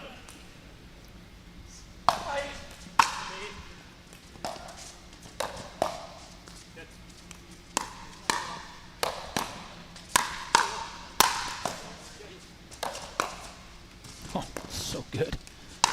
So good on the Marceau reset. Leads to the swinging forehand opportunity for Card. What's the phrase, if you're sorry you won't do it again? And then Marceau does it again. And change of pace serve from Card. And suddenly Florida Atlantic trying to walk away with it.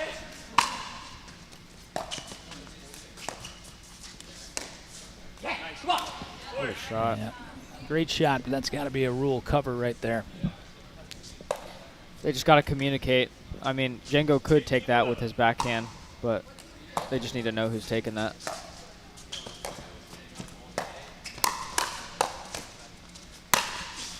And Rule hoping that's the spark that the Gators need. Card saying good point, 12-18.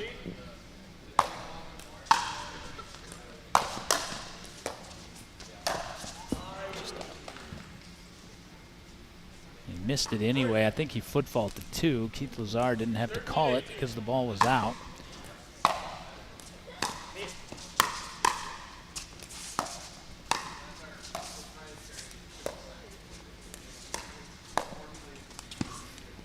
That was a great shot by Zach Card because Django thought he was going middle like he's done the past 3 times.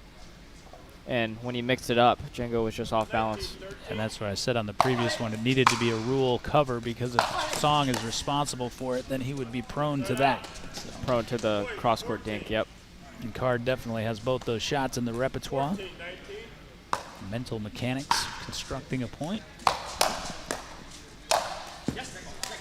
20-14, and the Owls a point away from a commanding position in this team final. Again, the first mixed doubles match will be Card and Bella Nelson against Max Rule and Caitlin Kahn. And that will sail along, and we'll get there hurriedly. So Florida playing some extraordinary pickleball early in that men's doubles match, but just too much. Zach Card and Zach Marceau, they pull away and win 21-14. If the Owls can claim mixed doubles 1, they are your Florida Super Regional Champion.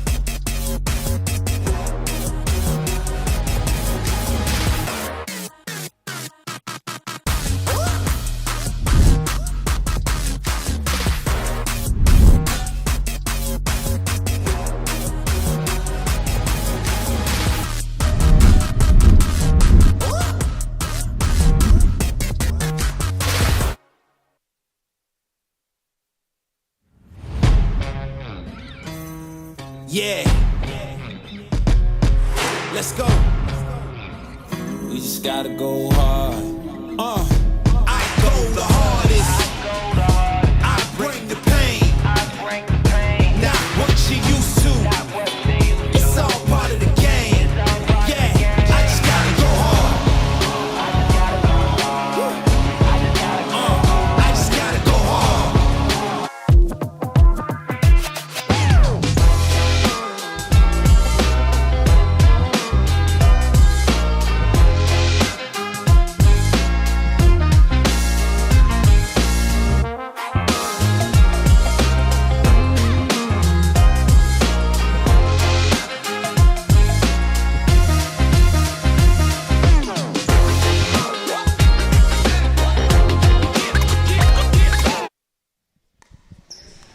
2-0 for Florida Atlantic as they try to sweep their way to the weekend title in this Florida Super Regional DUPR Collegiate Pickleball. And you see the DUPR predictor heavily favors Florida Atlantic once again in this mixed doubles matchup. One, Zach Card, Bella Nelson give it a 93% chance to win this game, and should they do so, that would be an OWL triumph for the weekend as well. And you see the discrepancy in the average DUPR ratings between these two teams, 5.137 for FAU, 4.494 for the University of Florida. You also see the combatants, Card Nelson against Rule and Khan. And we are just about done warming up and ready to go. You continue to see some of the other student athletes from the other competing schools watching and taking in this final.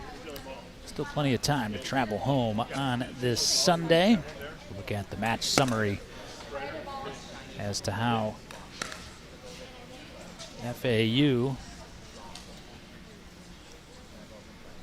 has gotten to this driver's seat in our final.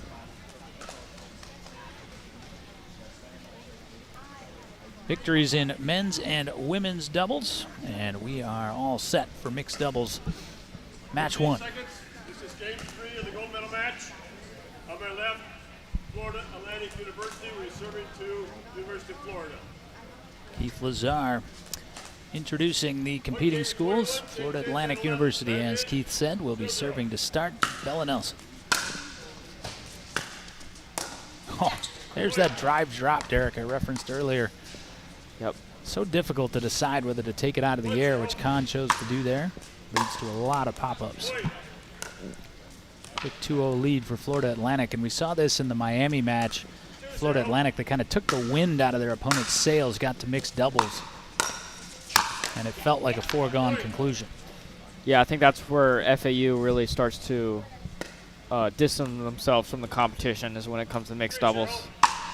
Yeah, You can see that here. If you drop both gender doubles, you kind of get into that place where you're overwhelmed a bit. And I think Florida Atlantic does a great job at that point of stepping on the accelerator and erasing all doubt. Out to a quick 4-0 lead, and that was wide, 5-0. 5-0. That service error. And again, saw the faults in the semifinal, and that was more of a result of just lack of execution or errors. The couple that they had earlier in this final were because they were going big. Which I don't hate. No, exactly. That was going to be the point, yeah. Especially when you saw Zach Marceau get 2 points on it with long returns after, so. Yeah, 2 points directly and then a few others on short returns that turned into defensive posture for Florida. The right play by Card, but he was a little late to make the judgment.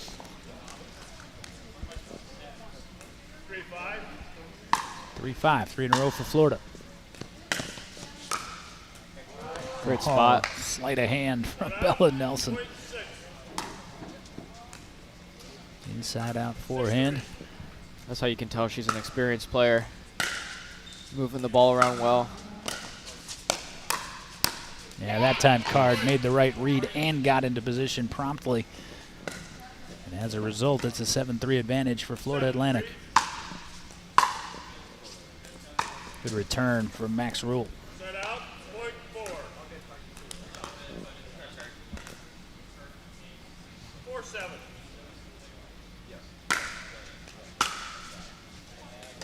Top of the paddle for Bella Nelson, 5-7. 5-7.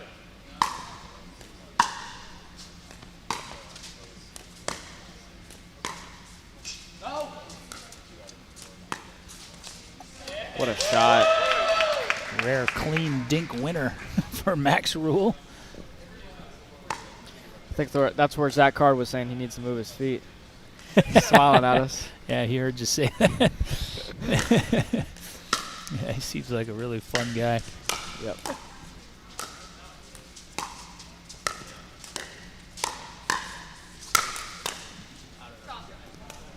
Excellent finish from Bella Nelson. 8-6 for Florida Atlantic. 8-6. 9-6. A lot of missed returns this game.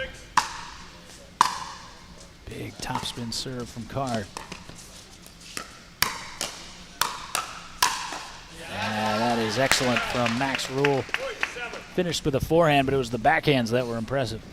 He shakes his head at Bella as he's walking back. You like to see that confidence.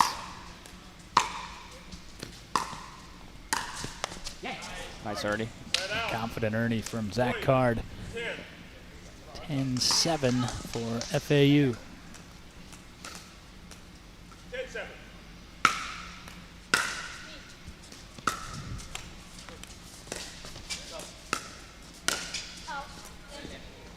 Oh, great shot by Caitlin Kahn. Both Card and Nelson said out off the paddle, but she had the overspin on it. 8-10.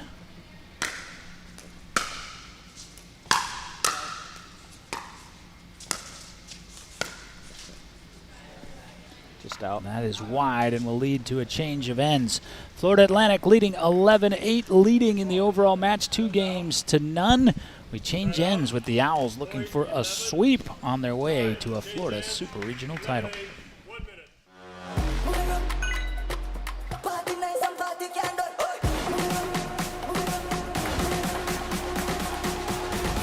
Jamaica with the hand of this.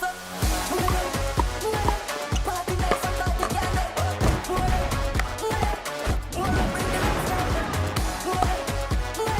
Party nice and party can do. Jamaica with the hand of this. What's your duper?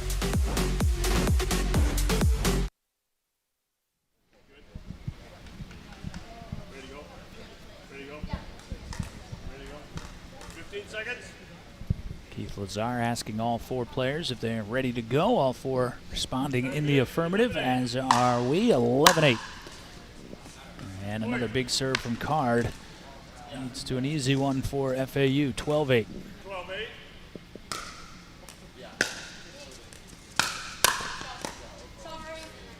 Side out. Nelson apologizing to Zach Card for putting him in harm's way.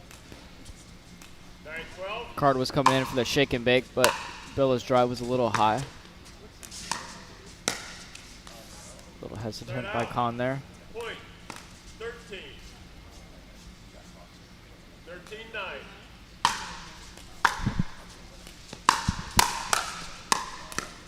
Yeah, same thing, trying to shake and bake the other way, and Card's drive was high.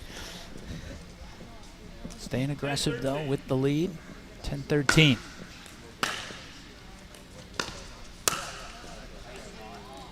How often do you see that, where send it to the opposite side of the body of the paddle and the player catches the ball? 14-10.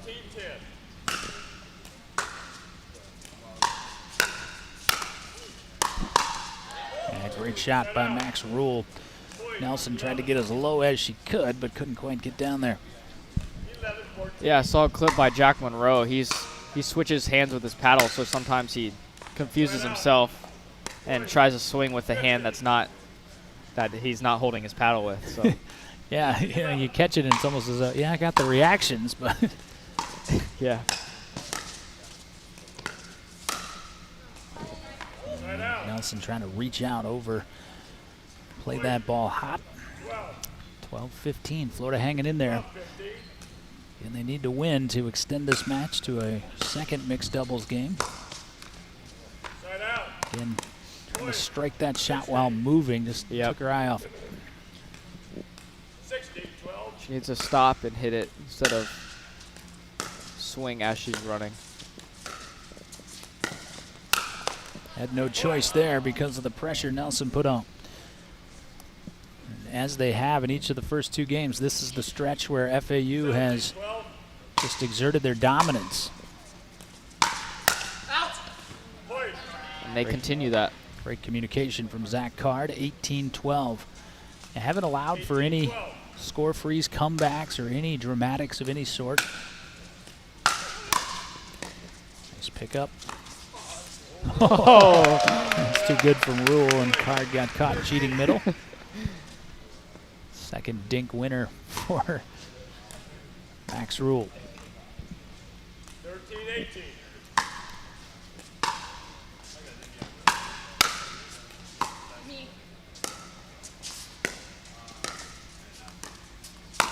Yeah.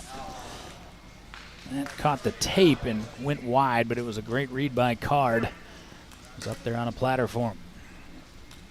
14-18.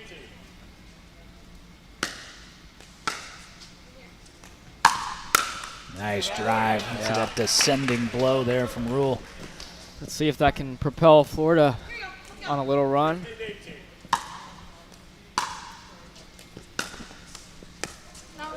That'll help. That will help. 16-18, little tape help for Kahn, and a quick timeout taken by Zach Card and FAU. We'll keep it here. Again, Florida Atlantic prevailed in women's doubles, then men's doubles. They need to win just one of these two mixed doubles matches to be your Florida Super Regional champion. Sure to spot in nationals. And they're going to be one to reckon with in that national tournament. What I'm really looking forward to, Derek, is as we travel west and head out to Las Vegas in a couple weeks, getting a first-hand look at some of the teams from the other side of the country that I know you've competed against at times, the two powerhouses from Utah, other schools from out that way. Got to look at Texas in individual nationals in Cincinnati. Everyone knows those two big power schools in Utah. Arizona's got some good teams with Arizona State. 15 seconds. And you got TCU out of Texas and University of Texas with Jack Monroe. So, you know, traveling west, there's a lot of good teams out there. So Texas and Jack Monroe claim individual nationals in men's doubles last semester, I should say.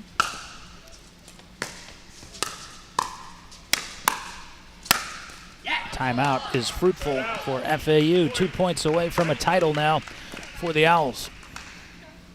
19-16.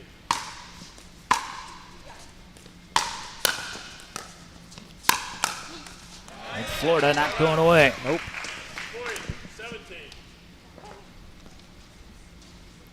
This game is not over yet. 17-19.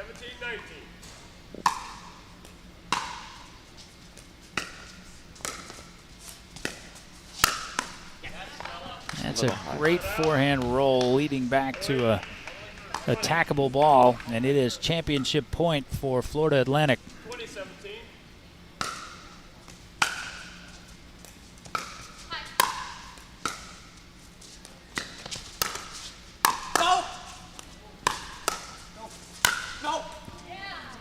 And that will do it as Zach Card becomes the ballerina, pirouettes out of the way, and it is Florida Atlantic. They are the champions of the Florida Super Regional, and Derek Crage, they strut their stuff on the way to the title.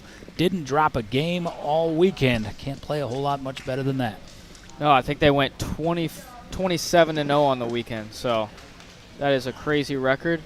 I'm sure they'll be one of the favorites in November come nationals in Texas. And I think they really impressed everyone this weekend. But you really can't take away from what Florida did. You know, getting here, they also played very well. Yeah, Florida did. Congratulations to all of our quarterfinal teams and all the teams that earned bids to nationals, including Kennesaw State, that won our battle for a bid this morning as they defeated Georgia Tech. And again, thanks to our hosts this weekend, the Pickleball Club of Port St. Lucie. Thanks to you as well, Derek. We're going to take a final timeout, come back, we'll wrap it up and potentially get the thoughts of Florida Atlantic as we may talk with one of their star players in just a couple of moments. Party nice and party can't do it. Jamaica with the hand of the sun. Party nice and party can't do it.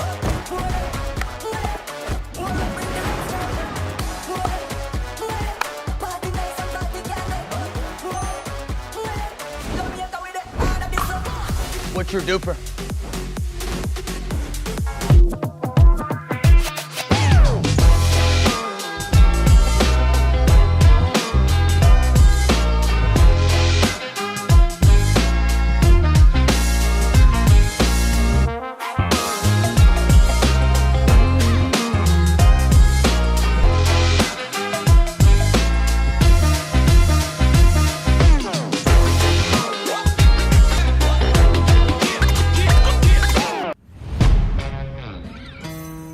Yeah.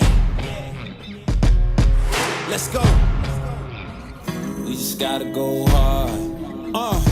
I go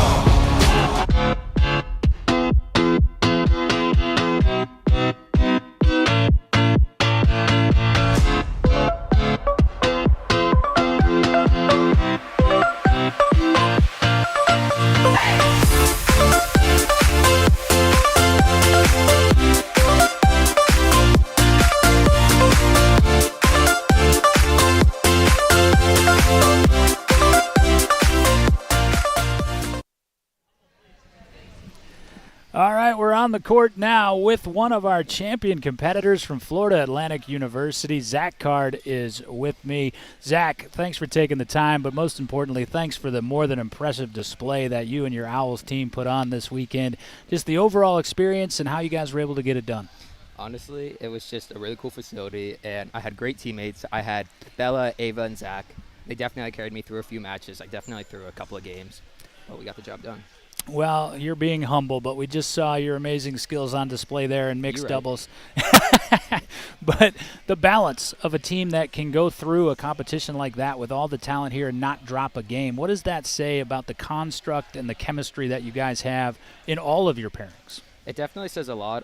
We play together a lot off court, and that definitely helps. That's really all it is. We just play together, and we just mesh together really well. And indeed, you did. I noticed that in a lot of the games, they may be a bit tight in the beginning of those matchups, sitting on scores divided by a point or two. But championship caliber teams have a way of separating when you get into that middle portion. How are you guys able to do that so consistently? So we're lucky enough to play with some of the best players in the world where we're standing at in Boca Raton, Florida. And they kind of just give you a bunch of tips on how to get over the edge and how to help, and we definitely use it. What's next for the Owls in the coming weeks and months?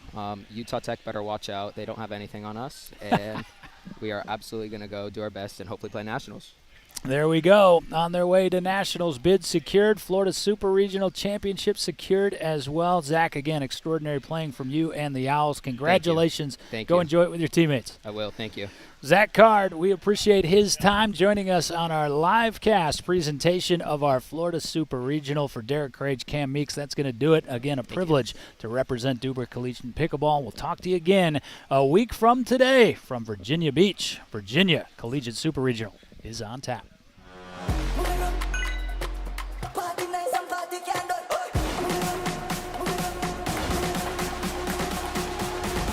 Jamaica with it, all of this. Party nice and party can do.